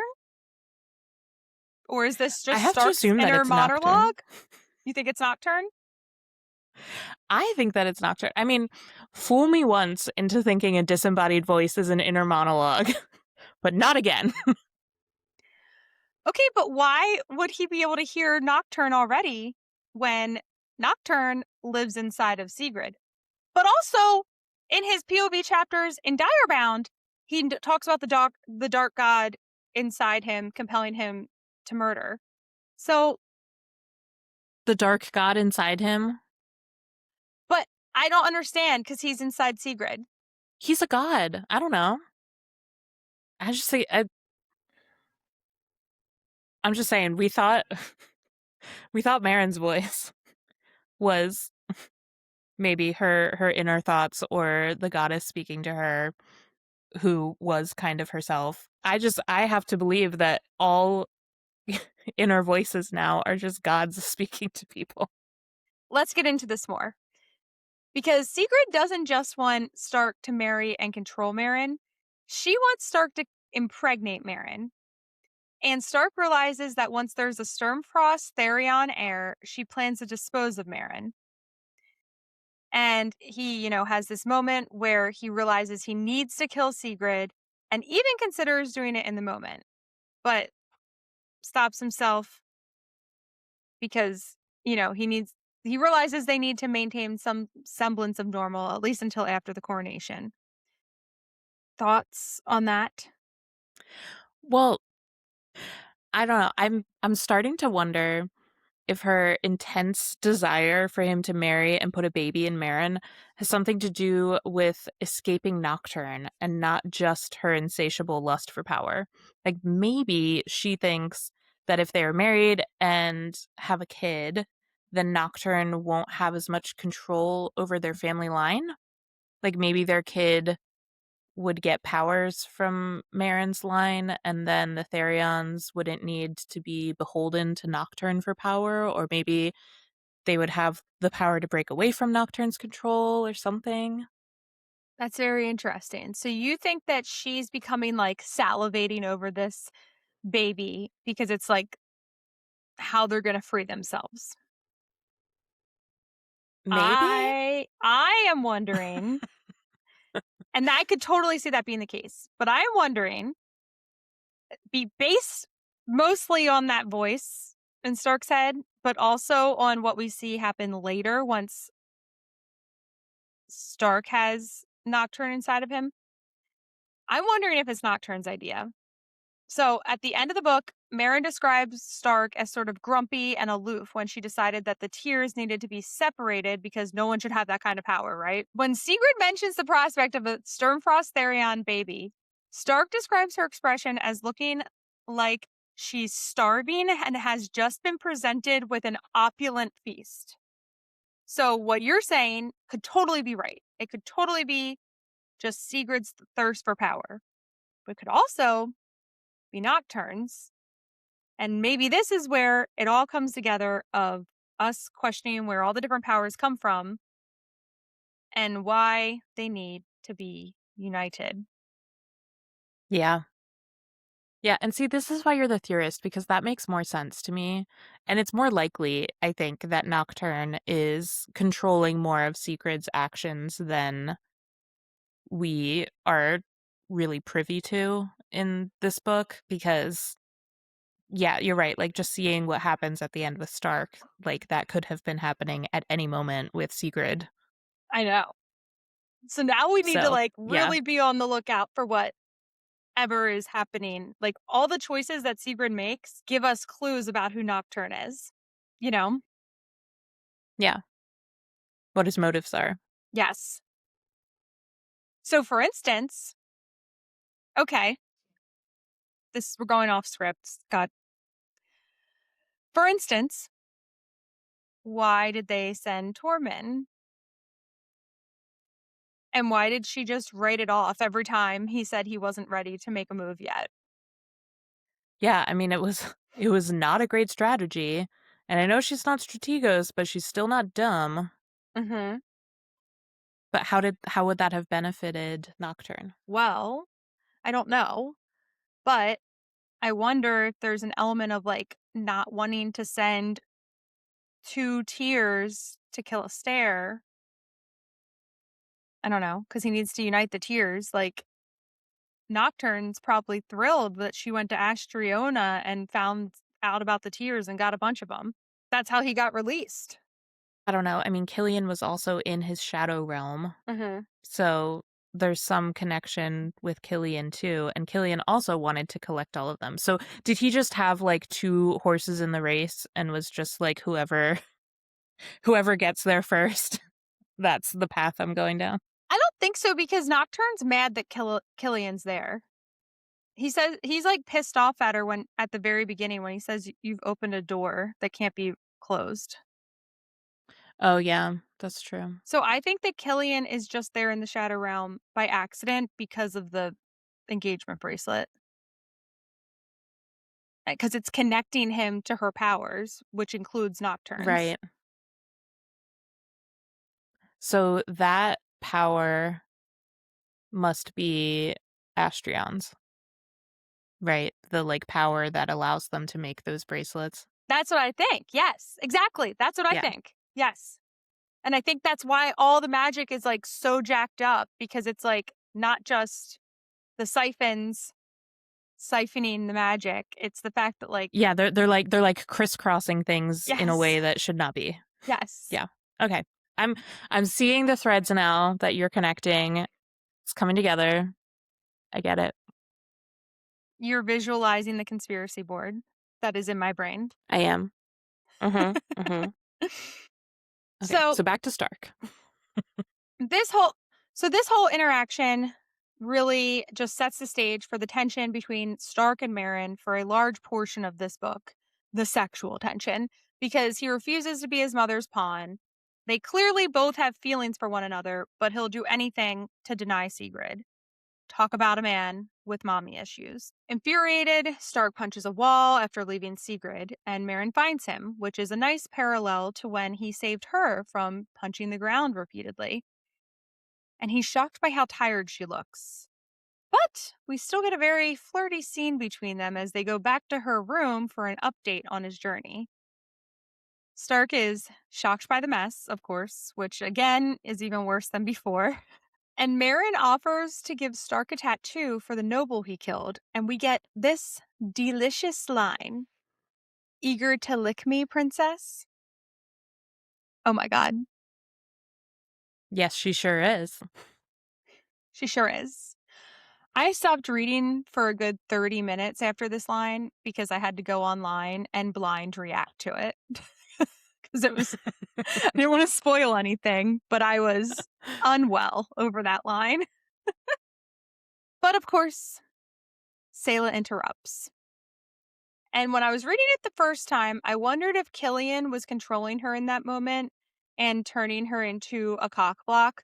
But now that we know how the goddess tier works, I guess it was just her being a shitty little sister. I wouldn't know. I mean, I am the shitty little sister in my family, so I mean, same. I, I am sure that I have been in this exact scenario without even really recognizing it, but I'll have to I'll have to ask my sisters to confirm that. But I cannot stand the number of cock blocks we get in these books. I'm not really enjoying being teased in this way. No, no, we don't like it. But we really don't like when Stark leaves and he absolutely tortures Meryn by telling her that Noemi already took care of that thing we were talking about. This was just so cruel because she was spiraling. She totally is. Like, he's just referring to the tattoo, but in her mind, she's just thinking about the licking. Mhm. Mhm. But Poor girl. but pro con pro. What do they call it? A compliment sandwich. Then he leaves her on this delicious quote. But now that I know you're interested in performing such services, you're welcome to do the next one anywhere you want. Wink, wink, wink. Are you kidding me? Who's this guy? I love that we're getting flirty Stark. We've seen scowling Stark. Then we learned why he was scowling so much, which was because, he hated Meryn, but also she made his dick throb. But lighthearted, flirty Stark, we love. It's so unexpected. Like, especially with how insistent he is to refuse his mother's directive to marry her and impregnate her.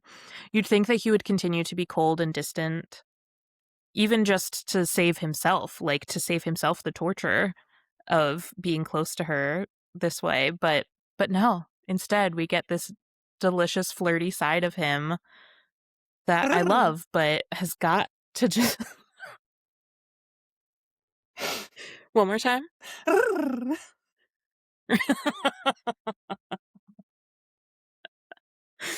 Yeah, that noise. Well, the day of the coronation has arrived. Isabel, Venna, and Neva arrive to dress Meryn for the coronation. And we need a moment for the fashion here. So, Isabel and Venna are dressed in identical dresses in different colors, burnt orange for Isabel and light purple for Venna. And this was weird to me because those colors don't complement one another at all. Do they? I don't know. I mean, I feel like I've seen purple and orange together before. Burnt orange. Burnt orange. So that's like a reddish fall orange and then a light purple. I don't know. These ladies are gorgeous. They can wear whatever the fuck they want. Neva, on the other hand, wears a deep silver dress that matches her streak. It has thin straps, a thigh slit, and rhinestones throughout the dress and hair. And this sounds like a vibe, I think. Sounds like a vibe. She's like a Yes. living disco ball. Meryn's gown is deep blue with thousands of tiny gold crystals. It has a low neckline and long sleeves, which make the dress modest and has the bonus of hiding her engagement bracelet, which nobody can see. It also has two full-length slits up to the thighs so she can ride a Nasa if needed. It has a cape with a long train, which is white and threaded with golden embroidery of wolves running, leaping, almost dancing. What do you think? Which is your favorite outfit? I don't know, honestly, because I love the description of Meryn's dress with the deep blue and all the tiny gold crystals. I don't know if I love a cape though. Like it sounds pretty with the embroidery of the wolves on it. I just don't know that I'm a big cape person. I I in my mind I'm envisioning it more like a train or a veil than a cape, like maybe not coming over her shoulders as much, but um I don't know. I know it's like a queen thing probably, but I think that Neva is that's the one that I would probably go for. Like if I was going to wear one of these three, I think I would probably go for Neva's. What about you? I agree. Neva's, I love. Although I personally am interested in a cape. I have no qualms with a cape. I actually almost bought a wedding gown with a cape because I loved the idea of a cape. It looked so cool, but I also wanted a veil, and you can't do a cape and a veil. So that's why I ex-nayed the cape. Because you can only wear a veil once, but there may be other opportunities for a cape, you know? Like Romantasy Con? Yes. Catch me at Romantasy Con with a cape. Um, well, the one thing I will say about the cape, we get into it shortly when she has her shadows, her moment with the shadows, but they describe it at one point as flailing out behind her like a cape, like a dark cape. And I think it's intentional that she started with a white cape and then she has her shadow cape, like the juxtaposition of the two. Yeah, that's good visual for sure. So they arrive in the throne room, which has been decorated with blood red blooms from the greenhouses all over the place. Just floor to ceiling, blood red blooms. Meryn wanted something that looked like less of a threat, but apparently the Valtiers always had scarlet flowers at their coronations. And Meryn notes that the room is thick with the floral scent. I'm sorry, you're telling me this is not Siphon symbolism? I know this wasn't confirmed in Astriona, but I don't know. I still think there's something here. I think it's a Vaultier thing because they needed to hide their scent. Oh, That's a really good point. They need to cover up the scent of Siphon magic, which is cloyingly sweet like those flowers. Yeah, because they were going to be surrounded at the coronation with bonded riders that know the scent of a siphon, hypothetically, right? I mean, like if they're fighting them, I assume that they're very familiar with the scent of the siphon magic. So they would have to have roses everywhere to cover the scent. You are so right. I love that. That's such a great catch. That's why they don't really need it in Astriona, because obviously you're going to smell the scent of siphon magic in Astriona. Right. Right. And it also makes sense like why the Valtiers were like obsessed with their magnificent greenhouse and had those flowers so readily available. Just So like, was it President Snow uses the scent of the roses to cover up his like rotting insides? that's right. That's right. Yeah. Same thing. Yeah. Same thing, sort of. During the coronation ceremony, the mother priestess asks Meryn to humble herself before the faceless goddess, and the nobles leer, assuming she will disrobe. Bomb. So gross. But instead, Meryn kneels and recites the words she practiced with the priestess. Quote, I humble myself before the people and the goddess herself. I beg that she assesses me and provides me due approbation. Do you remember this word? I do. I do remember this word. I defined this word for us as meaning approving with high regard or an official sanction. So we looked into this during Direbound because King Cyril said it to Meryn, and when she thinks back on that meeting, she thinks he fancied himself a god. Which, And I think Meryn is absolutely right. Because knowing that he had to recite those same words at his coronation, he then regarded himself so highly that he felt he could provide the same level of endorsement. It is insane arrogance. yes, and or this could be another clue about Astrion. Maybe. because he's inhabited by a siphon, I don't know. I just think the or that the Alistair Alistair. Astrion connection. I don't know. Maybe, maybe not. We're on the lookout. We do love an alliteration. As the priestess begins anointing her, Mary notices that the priestess is wearing a ring with an opal that appears to match the one in her crown, and she wonders if it's another tear. She also notes her greedy expression when she's looking at the crown before she crowns her. As the priestess officially declares her queen and places the crown on her head, the door bangs open and all the direwolves parade into the room, bonded and non bonded alike, and we get direwolf puppies, one from each pack. Yes. They've got to be so cute, right? They've got to be so So cute. cute. You know, Saela was dying. Just gonna put ribbons in all of their hair. Anasa, moved, explains that they have come to show their respect to the two of them as the royal pair. And she steps in front of the throne and lets out a howl, echoed by all the wolves. And then the crowd joins, Long Live the Queen. So this happened on a chapter break, with chapter 15 ending with the door banging open, and then chapter 16 we see the wolves parade in. And I thought this was really well done. Sable Sorensen really kept us on our feet the entire coronation, because I personally was waiting for some terrible red wedding moment the entire time. Same. Same. When the door banged open, I definitely thought it was going to be like Jonah Yes. come to seek his revenge. Yes. From here, we go to the coronation ball, and the wolves depart to go hunting because Anasa wants to start a new coronation day tradition, which is just a lovely idea, in theory. The ball includes dinner and a show. And while Anasa and Meryn want to pave their way and start new traditions, apparently the Valtier tradition of an erotic striptease type of dance still snuck through as the entertainment, which was just so cringe and not good PR for our new queen. It was so uncomfortable.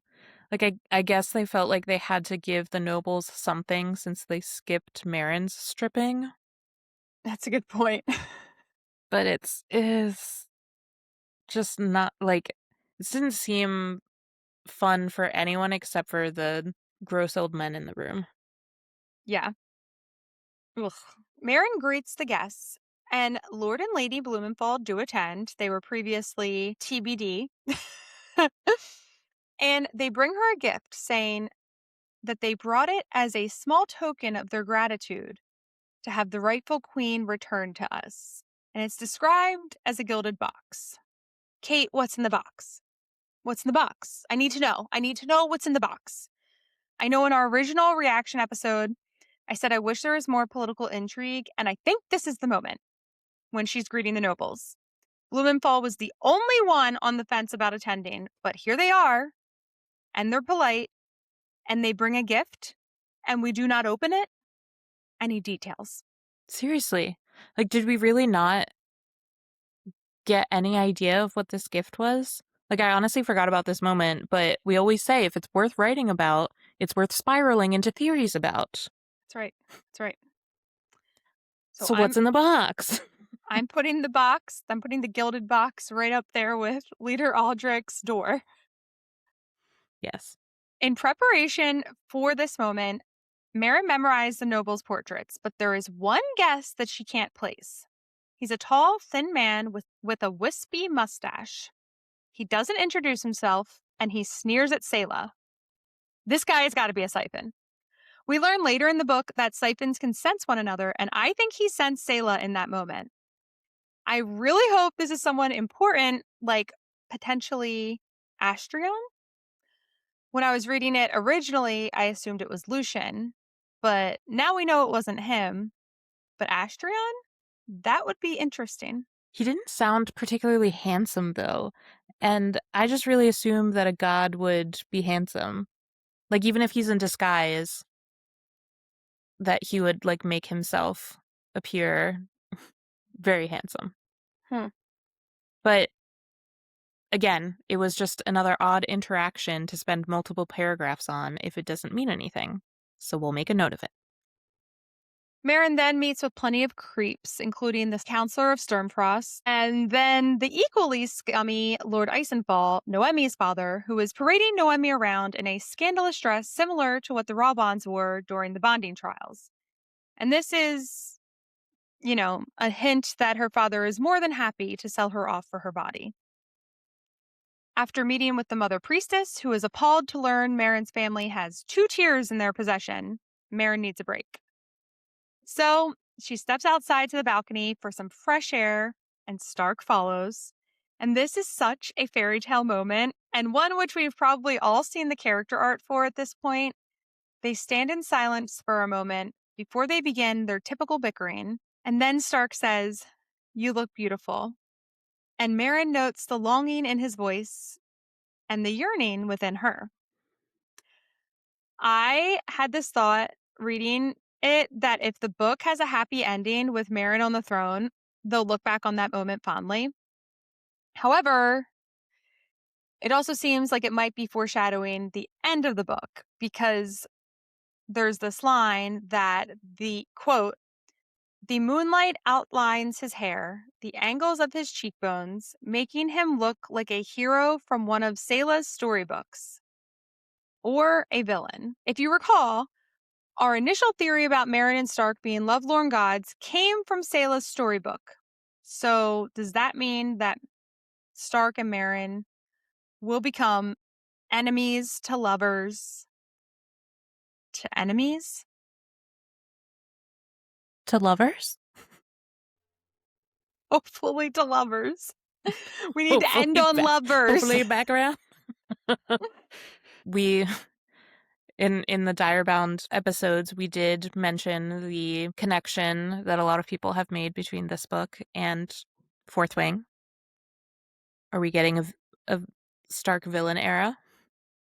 Oh, well, I kind of don't think so because, it seemed like it for a moment at the end of Furybound when he does what he does and Nocturne takes over his body. but Nocturne wanted to be. Oh God. Oh God. No, I think you're right. I was thinking that Nocturne wanted to be freed, and therefore he would not be in Stark. But I think he wanted to be freed, and he took over Stark, and now he's free, and he is Stark. Does that mean that they won't be fucking anymore? Or does that mean that they will and we just have to feel icky about it? Oh God, wait. And also, this makes so much. It's all coming together, Kate. Okay. So, you know how Killister, how it's like this weird, like two people in the same body situation and they're like constantly fighting. And she even like notes how he's like all twitchy and stuff because he's like fighting with Alistair. Yeah. Is it because he didn't have like what if Alistair, I keep calling him Astrion because I am convinced it's connected, but if because Alistair had like this like sketchy siphon magic that sort of replicated whatever was entrapping Nocturne. So he's moving from body to body, but he's not like fully taking them over because he didn't have all the tears. But then if he has all the tears now and he's taking over Stark, Stark is still there though. I mean, I feel like he's like that little voice in the back, like not able to take over his Yeah. own body. Like, I think Nocturne is Oh. Stark in book 3. But the sex was so And good. that's what makes me think that. That's the thing that's making me think it, because when that happens, there needs to be like a new conflict introduced. I knew they started fucking too early in this book. God damn it. I knew it was too good to be true. You're probably right. Putting this on the Damn list. it. I hope I'm wrong, but I'm just saying, I'm probably right. Oh, well, somebody thinks very highly of their theories. Is it just because you got so many of them right the last time? Okay. This beautiful moment is interrupted by Sigrid, who tells them it's time for the traditional toasts. Meryn is handed a glass of ember wine in a fancy crystal Sturmfrost chalice, which is a very difficult combination of words to say. After the toast, Meryn sits her drink down, untouched, wanting to keep her wits about her. As soon as they handed her this branded cup, I was sure that thing was poisoned. Same. And Isabel and Thomason sit with Meryn, complaining about this terrible party. Apparently, Isabel can't get the servants to get her a drink. So she takes Meryn's discarded wine and unfortunately drinks deeply of what we now know is the poisoned drink. Despite calling for medics and direwolves, no one's able to get there in time, and Isabel dies in Thomason's arms as Venna falls to her knees beside her. The foreboding we felt the entire coronation scene finally paid off in the most heartbreaking way. And I know that in our Dire Round coverage, we wondered if Isabel was potentially using her party girl persona to keep Meryn from being alone with Killian, but it turns out that that was just foreshadowing her demise. So sad. Though I did kill Isabel in our Fuck Mary Kill early on in Direbound, so I guess I don't really have like super strong feelings towards her, but yeah, I guess it's still sad. Yeah, I mean, I think we said for sure she was going to die. Sorry, Isabel. Maybe we did our own foreshadowing there. Sorry, Isabel. It's probably our fault. Um, but we see some swift justice. Meryn is, of course, livid and notices her shadows pulsing in time with her heartbeat. She tests her control by flicking the lights out of the chandeliers, and Stark inclines his head, encouraging her.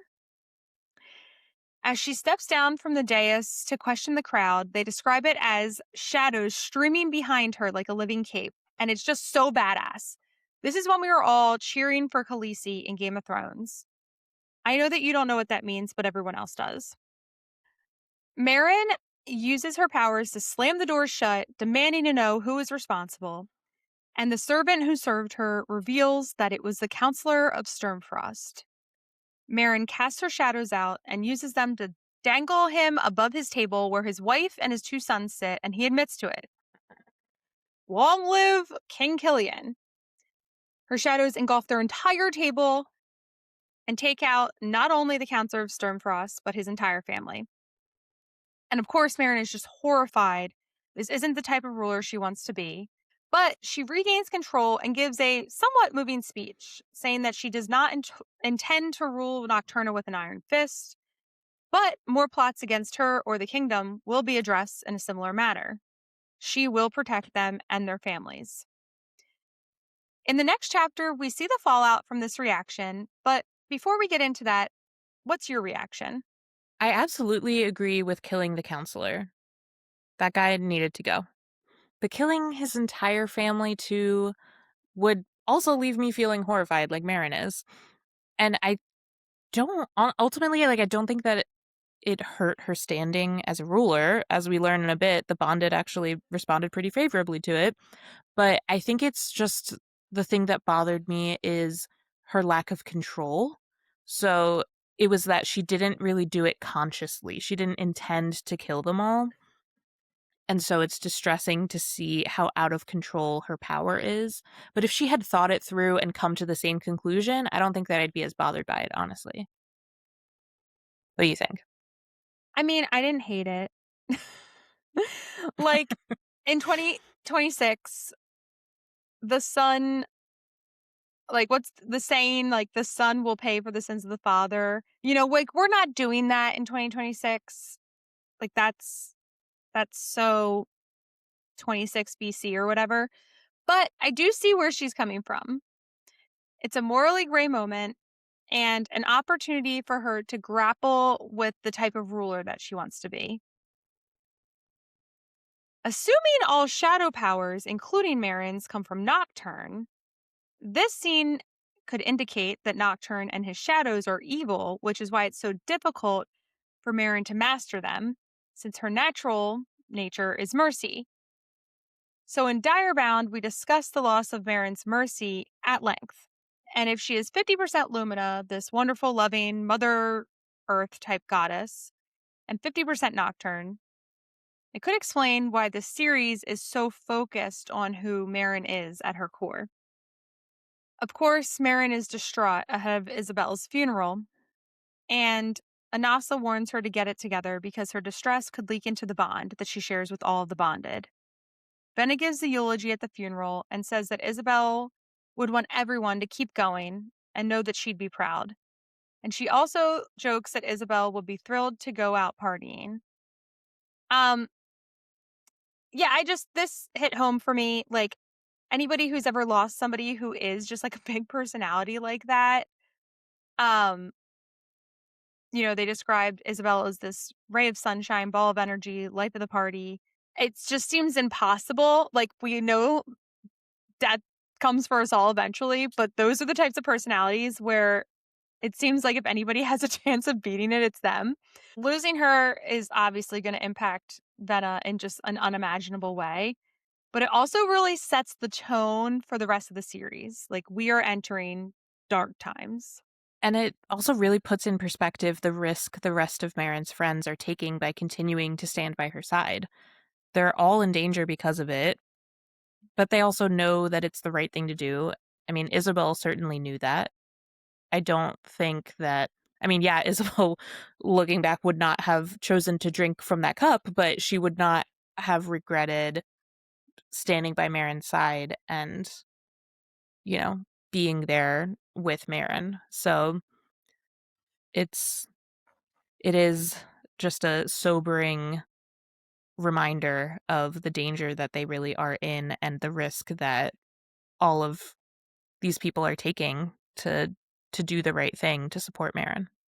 Well, that's a really good point, Kate. And somebody should really tell Thomason that because he goes right to the anger phase of dealing with this loss and confronts Meryn after the funeral, saying that, Isabel's death is her fault.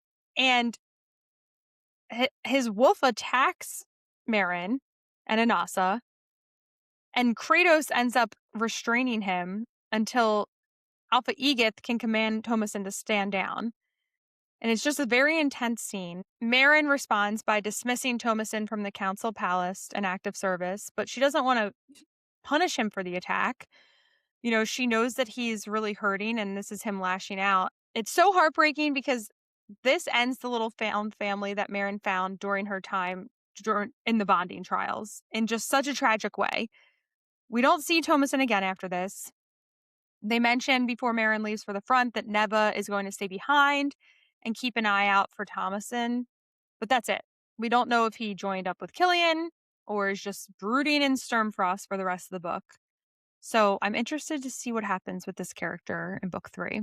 Yeah, I mean, the fact that with this moment, we not only lose Thomason from their group, but Neva as well, who I was excited to see more of Neva Yeah. in this book, and now she's sidelined. But I do think she's like keeping things locked down on the home front. Yeah. She's just, we're not learning more about her, really. Yes. Venna, on the other hand, agrees to continue working with Meryn in the palace, not wanting to sit in her pain. And that's also such a real reaction to loss. At the next council palace meeting, Igor denounces Meryn's actions against the counselor and says he was ashamed of who Meryn was in that moment. But Sigrid claims that the bonded, as you mentioned, are impressed with her swift justice. The bonded value ruthlessness and loyalty, and it just demonstrates the violence that they live by every day. Meryn nominates Igor to be the next counselor of Sternfrost, and he agrees, temporarily. And again, here's another loose end that is not addressed in this book. So I'm interested to see what happens with this in book 3. Like, is Igor, who was supposed to be temporarily in this position and now has been apparently for this entire book, is he just thriving in it, or has he found somebody else to replace him? Or is Sturmfrost just a hot mess? I look forward to finding out. Yeah. I mean, I like to think that I don't know if he's thriving in the position, because I do feel like anybody who enjoys power should not have it. But I do think that he's probably doing a good job. Yeah, I agree. The meeting is disrupted suddenly when all of the bonded in the room feel a terrifying break in their bonds and they realize that the entire Phylax pack just defected to Killian. Throughout the chapters leading up to this, Meryn has asked for updates on Tormund, and Sigrid says he'll report back soon that they've dealt with Killastair. This is infuriating that they underestimated him in such a way, and I found it surprising. After someone has sneakily ruled your country for 500 years, do you really think one person is going to take him out? So, this goes back to what we were chatting about, the theory that maybe Nocturne could be behind Sigrid's decision making here. It would make a lot more sense than her making such a boneheaded decision when she's so calculated about everything. Yeah. Yeah. So we'll see. All right, Kate, you want to give us our trope count? Yes. All right. So there's a lot going on here. So we've got lots of tropes. We've got lots of shadow mommy. We have rags to riches. We've got Knights of the Round Table. We've got found family, although tragically kind of broken found family. We have mate bonds, family heirloom, love triangle, miscommunication slash fake dating-ish, question mark. Touch her and die. She trains her. Speak of her and die. And then what about mock her and die? We added that one in too. I think mock her and die is the replacement for speak of her and die, because mock her and die is way better. Right. All right, so that brings us to 11 for this section. That's a lot. It was jam packed. All right, so let's get out of here, Rachel. What are you reading this week? I'm reading an arc of Hunted by the Fey Duke by Chris K. Haynes, and I'm absolutely loving it. It's marketed as a dark romantasy, which it definitely has elements of, but it's also sort of cozy and whimsical and full of incredible banter, and I just can't put it down, honestly. I am also reading an arc of Hunted by the Fey Duke by Chris K. Haynes. Wow, what a coincidence. We love it so much that we're actually going to be doing a special episode about it after the book comes out in June. And so excited about this. We are going to have Chris on the pod for an interview on June 11th, which will be our first author interview. We are so excited to have her on to talk about not only this book, but she has an amazing series that we've mentioned before called The Memory Puller. We are so excited to talk to her, and we hope that you all enjoy her books as much as we do. So thank you for joining us for this week's episode of Deep Trope, our first in our Fury Bound deep dive. Join us next week as we travel to Astriona in chapters 19 to 39. And again, if you had a good time, we ask that you please like, subscribe, and share with a friend. And if you want to stay connected throughout the week, you can follow us on social media at Deep Trope Podcast. All right, see you next week. Bye.